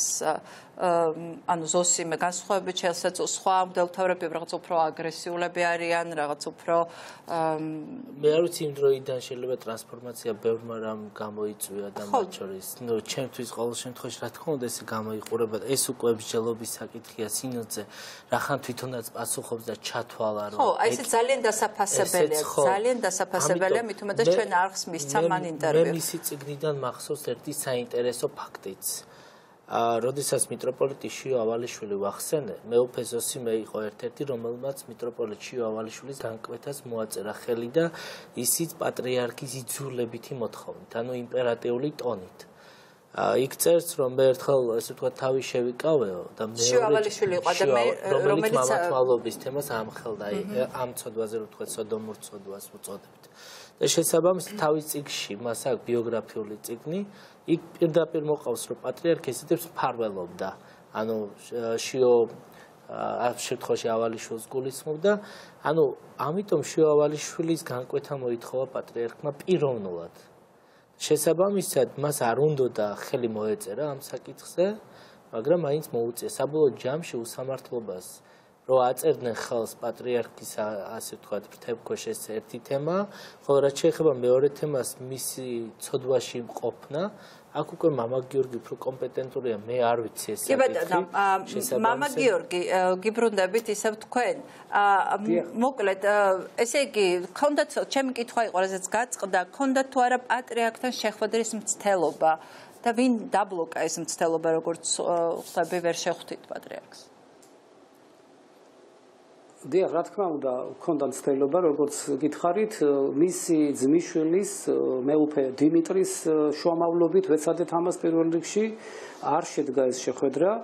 მეორე მხრივ ვეცადეთ პატრიარქის ყოფილი რეფერენტის, აი შორენამდე რომ იყო მისი მოვალეობის შემსრულებელი, გარდაცვლილი ზურაბ ჭავჭავაძე, დიახ, ზურაბ ჭავჭავაძე, რომელიც მერაბ კოსტავოსთან ერთად მოყვა იმ ცნობილ ასე ვთქვათ საგზაო შემთხვევაში. რომელიც გარდაიცვალა მას ვთხოვეთ, ასე ვთქვათ, რომ პატრიარქთან შევეყვანეთ და მანაც გამოთქვა მსგავსყოფნა. ჩვენ დავთქვით კიდევაც მახსოვს და ეს ვფიქრობ ახსოვს მამა ზაქარიასაც, ორნი ვიყავით მაშინ, რომლებიც უნდა შევსულიყავით პატრიარქთან, როგორც უფრო უფროსები აი ამ ჯგუფიდან და მოვილაპარაკეთ და ზურაბ ჭავჭავაძე გამოვიდა საპატრიარქოდან და მოკლედ შეხვედრა არ შედგა. მე ხა გარდაცვლის ვერ დავადანაშაულებ, რომ მან თქვა თან ამბავი არ მიიტანა, ან სხვაგვარად მიიტანა პატრიარქთან, თუ პატრიარქმა არის სურვა ჩვენთან შეხვედრა და მან ყველაფერი კარგად მიიტანა ამასთან, ამას ამჟამად ვერ ვიტყვი და ვერც მაშინ გამოვიტანი აქედან დასკვნა, იმიტომ რომ აბა როგორ გამერკვია სიმართლე. ფაქტია რომ შეხვედრა არ შედგა და ჩვენი გამოძახება შეიძლებოდა თუნდაც ესე იგი პეცსაბჭოს სხდომაზე, სადაც როგორც იქიდან ხმა გამოვიდა, ჩვენ ყველამ გაგვიმეტა გასარიცხავად, გარდა ერთადერთი ლექტორისა, მაშინ ბერძნულ ენას გვასწავლიდა ქალბატონი თამარი მესხი, მან დასვა თურმე საკითხი, რომ აი რატო ვრიცხავთ ამ ბიჭებს? დაუძახოთ, კითხოთ რა მოხდა. როგორც ჩანს, მანაც იცოდა რაც ხდებოდა ზოსიმეს გარშე თავს და ამიტომ რაღაცა ეცადა თავისებურად ჩვენს დაცვას. სხვა ფაქტიურად არავინ დაგვიცვა ამ საკითხში და იცოდნენ რომ ჩვენ არანაირი ცილის სწავლულები ყოფილვართ, რას ქვია, ახლა თქვენ წარმოგიდგენიათ რომ ვიღაცამ ესე იგი ჩვენ მოგვისყიდა თუ რა ქნა და ჩვენ ცილი დავწამეთ, ესე იგი მეუფეზოსიმეს რა ჯილი გვჭირდა ჩვენ მეუფეზოსიმეს მე საერთოდ არ ვიცნობდი სანამ სემინარიაში ჩავაბარებდი. მაგრამ თუ ჩვენ საერთოდ რო გვაძლევს ამის საშუალებას, მე მინდა ერთი ამბავი გავიხსენო. ეს მნიშვნელოვანი ამბავია. ესე იგი, ხედავთ საით წაიყვანა საუბარი ეგრეთ წოდებულმა მეუფეზოსიმემ, რომ თითქოს ჩვენ ცილი დავწამეთ და ჩვენ მიგვაგზავნა გარკვეულმა ჯგუფმა, ახლა ვეღარ ასახელებს ზუსტად გამსახურდიას. თორემ რაც გააკეთა მან, აგერ შევეცდები მოკლედ მოგიყვეთ დიდი დრო რომ არ წაგართვათ. ესე იგი, ზუსტად გამსახურდიას დაურეკეს საპატრიარქოდან თუ სასულიერო აკადემიიდან, ზუსტად თვითონაც არ იცოდა და უთხრეს, რომ ესე იგი უნდა მისულიყო პეცსაბჭოს სხდომაზე. ზუსტად გამსახურდია მოვიდა დილით გვახსოვს აი ამ ამბების მერე რაც ეს დატრიალდა სემინარიაში, სემინარიის შენობის წინ, ჩვენ ბუნებრივია ერთმანეთს მივესალმეთ, იმიტომ რომ ახლოს ვიცნობდით ერთმანეთს. და მაგ გითხრა რომ დღეს აქ პეცსაბჭოს სხდომა ტარდება, თქვენ და ჩვენ გავიკვირვეთ, იმიტომ რომ ასეთი არაფერი იყო უწყებული ჩვენთვის და მოკლედ ჩვენთან ერთად ამოვიდა სემინარის კიბეებზე და ამ დროს მეუფე ზოსიმეს კაბინეტიდან გამოვარდა მისი მძღოლი და სულიერი შვილი და რა ვიცი დამცველი მისი სტექაროსანი გვარიც ვიცი და ხარ დავასახელებ, იმიტომ რომ ჩემი მიზანი მისი განკითხვა არ არის, მერთმა დალოცოს გადაჭრილი, ასე ვთქვათ, ფარიკაობის დაშნით, აი შპაგი თუ როგორ უწოდებენ, ხო? აი დაშნა, ჩვეულებრივი ორლესული დაშნა გადაჭრილი ეს სჭირდება და პირდაპირ ზვიადის წინააღმდეგ გაიწია. ხვდებით მე მგონი რაც დაგეგმეს, ხო? თითქოს და ზვიად გამსახურდიან, ჩვენ მიგვაგზავნა, რამდენადაც იცოდნენ რომ ჩვენ ახლოს იცოდნენ ზვიად გამსახურდიას და თანამებრძოლები ვიყავით ეროვნულ საქმეში. დიახ, აი და ესე იგი იმ წუთში მეუფე ზოსიმეს მდივანი ელენე სახელად გვარს არ დავასახელებ, გაიქცა ასე ვთქვათ მილიციაში, რომელიც სემინარიის გვერდით შენობაში მდებარეობდა იმჟამად.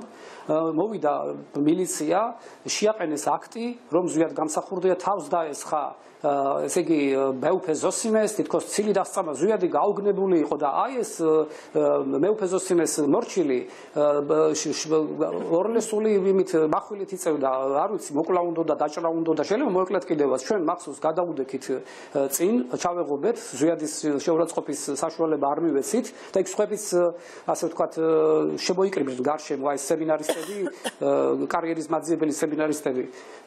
ყველაზე არ ვამბობ რა თქმა უნდა, კარგებით სწავლობდნენ და წესიერი ადამიანები, მაგრამ აი სწორედ მეუფე ზოსიმეს გარემოცვა ასე რომ ვთქვათ და გაიმართა ასე ვთქვათ შეხლა შემოხლა.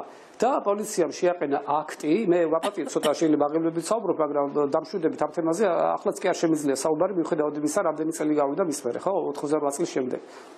ზვიადი გაუგნებული დარჩა, ერთი ის მახსოვს, რომ ზვიადმა მიაზახა ზოსიმეს, იცოდეო, არ შეგარჩენ ამას, როგორც კელაპტრიშვილი ვაპატიეთ, როგორც სკერატიშვილი გავაგდეო ეკლესიიდანო, აი ესე გაგაგდებ შენ იცოდე ეკლესიიდანო. და აი ეს სიტყვები მიაზახა ზვიადმა, ესეც კარგად მახსოვს. ანუ რა იგულისხმება ზვიად გამსახურდია მაშინ სემინარიაში აკეთებდა რას? სწავლობდა თუ მასწავლებელი იყო? ანუ სემინარიასთან რა აკავშირებდა? გამსახურდია იყო დისიდენტი, ეს იყო 88 წელს. არა, არ სწავლობდა ზვიადი 88 წელს იყო, რამდენი წლის, რა ვიცი, 39-ში იყო დაბადებული. ანუ ვიკითხე რომ მას რამე საგანს ხო არ კითხულობდა. არა, ვაპატიეთ, მე ვერ გავიგე თქვენი დიახ. არა, არ კითხულობდა არაფერს. ზვიადს ვინ წააკითხებდა საგანს სემინარიაში. თქვენ გეტყობათ ახალგაზრდა რომ ხართ ჩემთან შედარებით. იმ პერიოდში ნამდვილად არ ვიცი. დროს არ ცხოვრობდით. დიახ. ზვიადს ლექციას წააკითხებდნენ კი არა, პატრიარქი არც კი ხვდებოდა ზვიად გამსახურდიას და პატრიარქმა ცნობილი არის რომ უშიშროებაში პირდაპირ ურჩივლა, დაასმინა და მოითხოვა ზვიად გამსახურდიას დაპატიმრება. რა კავშირი ჰქონდა მაშინ? მეუფე ზოსიმეს ზვიად გამსახურდიასთან რა კავშირი ჰქონდა?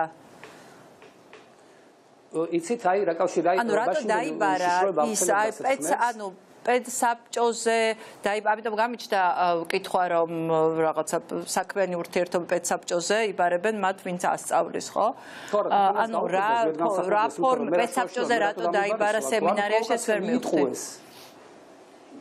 მიიტყუეს, მიიტყუეს იქ რომ პროვოკაცია მოეწყოთ მისთვის, თითქოს ზვიადი მიუვარდა მეუფე ზოსიმეს და ესე იგი ჩვენ მისი თავისი დამქაშები მიგვაგზავნა და ცილი დავწამეთ მას, აი ეს სცენარი გაითამაშეს, ეს ბინძური სცენარი, მაპატიეთ, აუდიტორია მაპატიოს, მე ასეთ ბინძურ თემაზე საუბარიც კი მეუხერხულება, მაგრამ იძულებული ვარ დავადასტურო.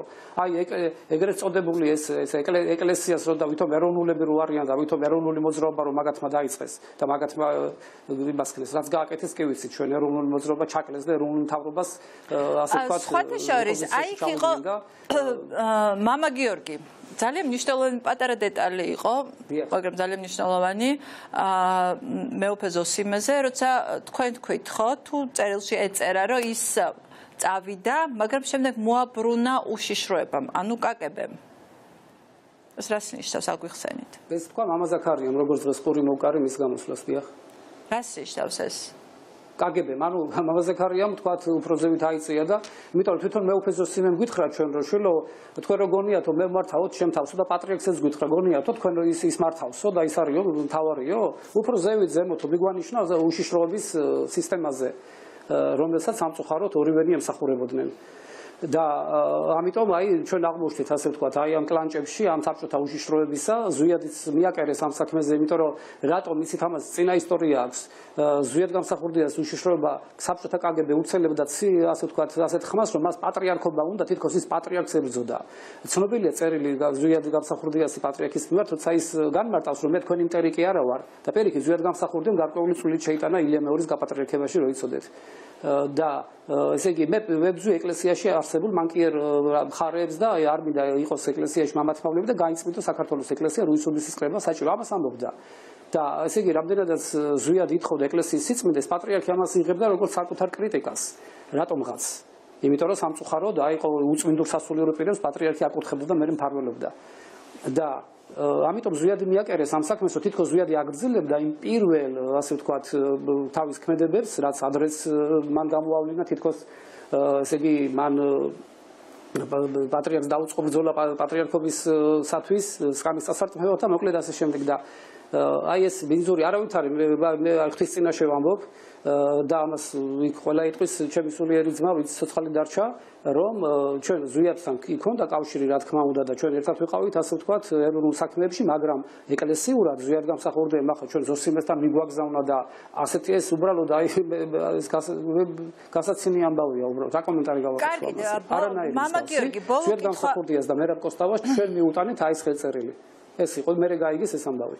ბოლო კითხვა მინდა დაგისვათ იცით როგორ თქვენ აცნობიერებთ თუ არა რომ მიუხედავად იმისა რა მიზანი გაქვთ შეიძლება პოლიტიკურ ბრძოლაში აღმოჩნდეთ ჩათრეულები და ხელისუფლების ხელში აღმოჩნდეთ იარაღი აი ამ საშიშროებას თუ ხედავთ იარაღი რა გაგებით რას გულისხმობთ? ნუ აი პირდაპირ ბრალდებები ხო ხომ ჩვენ არ მოგვიგონია აი შეგიძლიათ გადართოთ ტელეკომპანია იმედზე და ნახოთ რომ აი საპატრიარქოს და პატრიარქის წინააღმდეგ იბრძვიან ნაციონალური მოძრაობა. აი თქვენ დღესაც თქვენი გამოსვლაც აი ეს 88 წლის ფაქტის გაჟღერება, წერილი ეს ყველაფერი ერთ კონტექსტში მოაქცეს და თქვენს რომ ეს ყველაფერი პატრიარქის რეპუტაციის წინააღმდეგ არის და ამ ყველაფრის უკან ეხლა რაც ზოსიმემ თქვა ალბათ ზვიად გამსახურდიას ეხლა არ გულისხმობდა არ დაუკონკრეტებია რაღაც ძალებს ამ ძალებში ყოველთვის არის ხელისუფლებისთვის არასასურველი ძალები ანუ ოპოზიცია ანუ ფიქრობთ თუ არა რომ შესაძლოა ამ პოლიტიკურ ბრძოლაში ჩათრეული აღმოჩნდეთ იცით რა, როცა ქრისტიანი მორწმუნე ადამიანი ამბობს ხოს, მისი ხო უნდა იყოს ხო და როცა არასამოს უნდა იყოს არა. ამის იქეთ ახლა ვინმე რას ფიქრობს, ჩვენს გამოყენებას ცდილობს, რა ფარული მიზანი აქვს, ეს ამის განსაზღვრა ჩემს ძალებსაც აღემატება და სურვილსაც, იმიტომ რომ მე ეს არც მაინტერესებს, იმიტომ რომ ჩემთვის ყოველთვის მთავარი იყო რომ მე, ასე ვთქვათ, მებრძოლე ეკლესიის სიწმინდისათვის ეს ჩემი ცხოვრების კრედოთ იქცა, ასე ვთქვათ, რაც მე მორწმუნე გავხდი და მოვინათლე და მე ყოველთვის ვაკრიტიკებდი, ასე ვთქვათ, ვამხილებდი ილია მეორეს პატრიარქს, იმიტომ არ მომწონდა მისი საკადრო პოლიტიკა პირველ რიგში, რაც დადასტურდა ის იმით კიდევ რომ აგერ ესე იგი რაც დრო გავიდა მეტი და მეტი ფაქტი გავიგე მისი ბიოგრაფიიდან თუ ვთქვათ ის როგორ მფარველობდა უღირსასულიერო პირებს და დღესაც როგორ მფარველობს არ არის დროის საკმარისობა, თორემ ფაქტებს დავდებდი, ასე ვთქვათ, რამოდენიმეს. მე შორს წასულმა კაცმა იმდენი გავიგე იქ და აქ ჩემზე მეტი იციან აქ აღმასასულიერო პირებმა. შეიძლება გეკითხებით ორცოლიანი, სამცოლიანი მღვდელი ეკლესიაში იყოს დავანებოთ ცოდვას თავი მარტო ეს ხო არ არის ცოდვა რა. შეიძლება მღვდელი მრუშობდეს და პატრიარქი აწინაურებდეს თავზე მიტრას ადგამდეს ოქროს ჯვრით აჯილდოვებდეს დეკანოზის წოდებას აძლევდეს შეგეკითხებით შეიძლება ბაპატიეთა მღვდელი ბორდელში დადიოდეს და კიდე მღვდელი იყოს წიროს ღვთის წინაშე და ერი აზიაროს ასე ვთქვათ აი ზიარება იქნება და ეს ეკლესია საერთოდ სადაც ასეთი რამე ხდება 1953 წელს წყეულმა ჯუღაშვილმა სტალინს უწოდებდა თავის თავს დაარსა თავისი საბჭოთა წითელი საპატრიარქო. აი ამ საპატრიარქოს ასე ვთქვათ მემკვიდრეობა სამწუხარო დღეს რუსეთშიც კომუნისტური ბლოკის ქვეყნებშიც ნაწილობრივ და საქართველოშიც იგივე სახე გვაქვს სამწუხაროდ. საქართველოს უნდა კონდეს და აღუდგეს ის წმინდა ეკლესია, რომელიც ამბროსი ხელაიას შემდეგ ფაქტიურად შეწყდა. კი ბატონო, მამა გიორგი, ძალიან დიდი მადლობა და კიდევ ერთხელ ვაზუსტებ, რომ თქვენ კალაძესთან დაგვაკავშირებთ და ის მედიასთან ილაპარაკებს იმაზე, რაც უკვე წერილში წერია. იმედია მე ვფიქრობ ილაპარაკებს, იმიტომ რომ კალაძისთვის მე არასოდეს შემიმჩნევია სიტყვების უკან წაღება, შიშრობა, მხდალობა, ამ ყველაფერსაც ის არ დაწერდა, აქამდეც არ მეიყვანდა საქმე, საერთოდ დაიმალებოდა მაპატიეთ კარიერას გაიკეთებდა ისე კარგად, აი ამ უწმინდური კავშირით, რაც არაერთს გაუკეთებია მეუფეზოს იმასთან იქნებოდა თუ სხვებთან და ასე ვთქვათ, იცხოვრებდა ბედნიერად, ასე ვთქვათ, თუ მათ ბედნიერებად ეს მიაჩნიათ, მაგრამ კალაძე არ არის ასეთი არ ყოფილა ასეთი ადამიანი, ის ჩემი ერთ-ერთი უახლოესი ადამიანი იყო, რომ მომავალში ჩემი მეჯვარეც კი გახდა მეჯვარეებს შემთხვევით არ ირჩევენ მოგეხსენებათ მე ისე მიყვარდა და ვენდობოდი ასევე მისგანაც ყოველთვის გრძნობდი სიყვარულსაც და პატივისცემას დღემდე ჩვენს ურთიერთობაში ეს მიუხედავად ჩვენი რაღაც შემდგომში პოლიტიკურ აზრებში განსხვავებულებისა ეს ადამიანური პატივისცემა მაინც და ოჯახური პატივისცემა ერთმანეთის მიმართ დარჩა. კი ბატონო, ძალიან დიდი მადლობა მამა გიორგი იმისათვის რომ მიყავით ჩვენთან ერთად. დიდი მადლობა და დაგემშვიდობებით. და მამაზაზა თქვენს დაგემშვიდობებით. ვაიმე მამა ანდრე, ვაპატიეთ უკვე 3 საათია ეთერში ვარ. 3 საათია უკვე 3 საათი გახდა რა ეთერში ვარ, საბჯერ შემეშალა.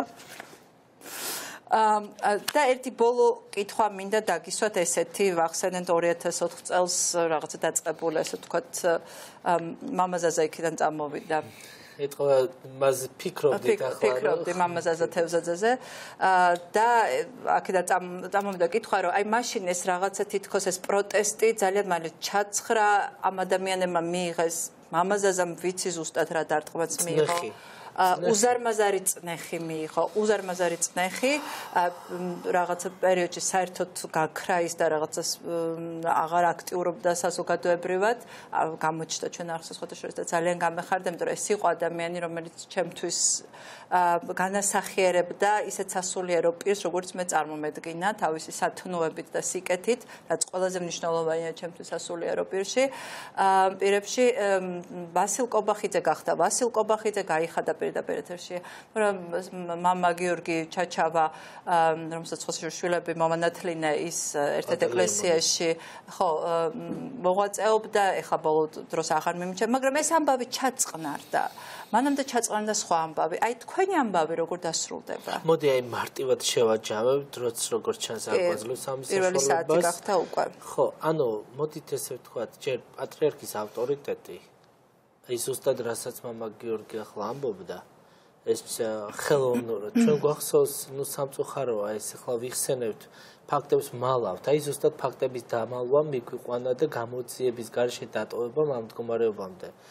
ჩვენ სამწუხაროდ ახსოვთ ის მტკივნეული მომენტები ადამიანებს, ეგრე ზვიედი ტაძარში ვერ მიდიოდა და მისი წერილი გვახსოვს, რომ ერთი ქართველი სასულიერო პირიც ვერ ბედავდა აღსარება ჩაებარებინა ზვიადისგან, მისი ბოლო 3 ინტერვიუ მართლმადიდებლობაზე რად ღირს მარტო ეს რომ გაიხსენოს საზოგადოებამ.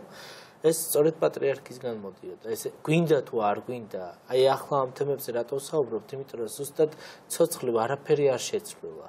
ის იმპერატიული ტონალობა დარჩა დღემდე. შემდგომ უკვე აქეთ რო წამოვიდეთ, შევარდნაძის პერიოდია და რა თქმა უნდა ლოიალური დაქორწინების პოლიტიკა წავიდა ეკლესიასა და სახელმწიფოს შორის.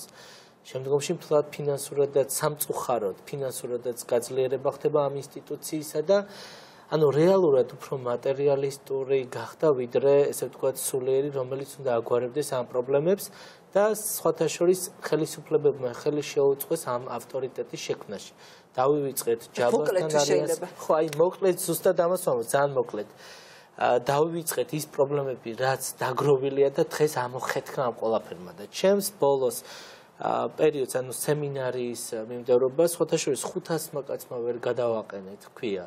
იმდროინდელი და ახლანდელი რექტორიცა სემინარი აკადემიის, იმიტომ რომ მას პროტექციას ზოგადად შორენაც და პატრიარქის ერთდროულად უწევდნენ. ჩვენ მქონდა პატრიარქთან შეხვედრა და მისი პირადი ინიციატივა და გადაწყვეტილება რომ იყო არაინტერესებდა სტუდენტების აზრი. საერთოდ არაინტერესებდა. ის ერთს ამბობდა რომ ის არის მსოფლიოში ცნობილი მღვდელი და ჩვენ ვიცით მისი ცნობადობა ფსიქიკური მდგომარეობა. ნუ ეს სამწუხაროა ამას რომ ვამბობ, მაგრამ მისი ქმედებებიდან გამომდინარე. მოკლედ ესე რომ შევაჯამოთ, ეს პრობლემები გრძელდება. სანამდე პასუხები არ იქნება, მანამდე ამას არ უწერია დასასრული. კი ბატონო, სანამ საკუთარი სახელით დამოიწყდა თავმთავრად ეს გადაცემა. 3 საათიანი ეთერი იყო, ძალიან მძიმე, მაგრამ ვფიქრობ საინტერესოც.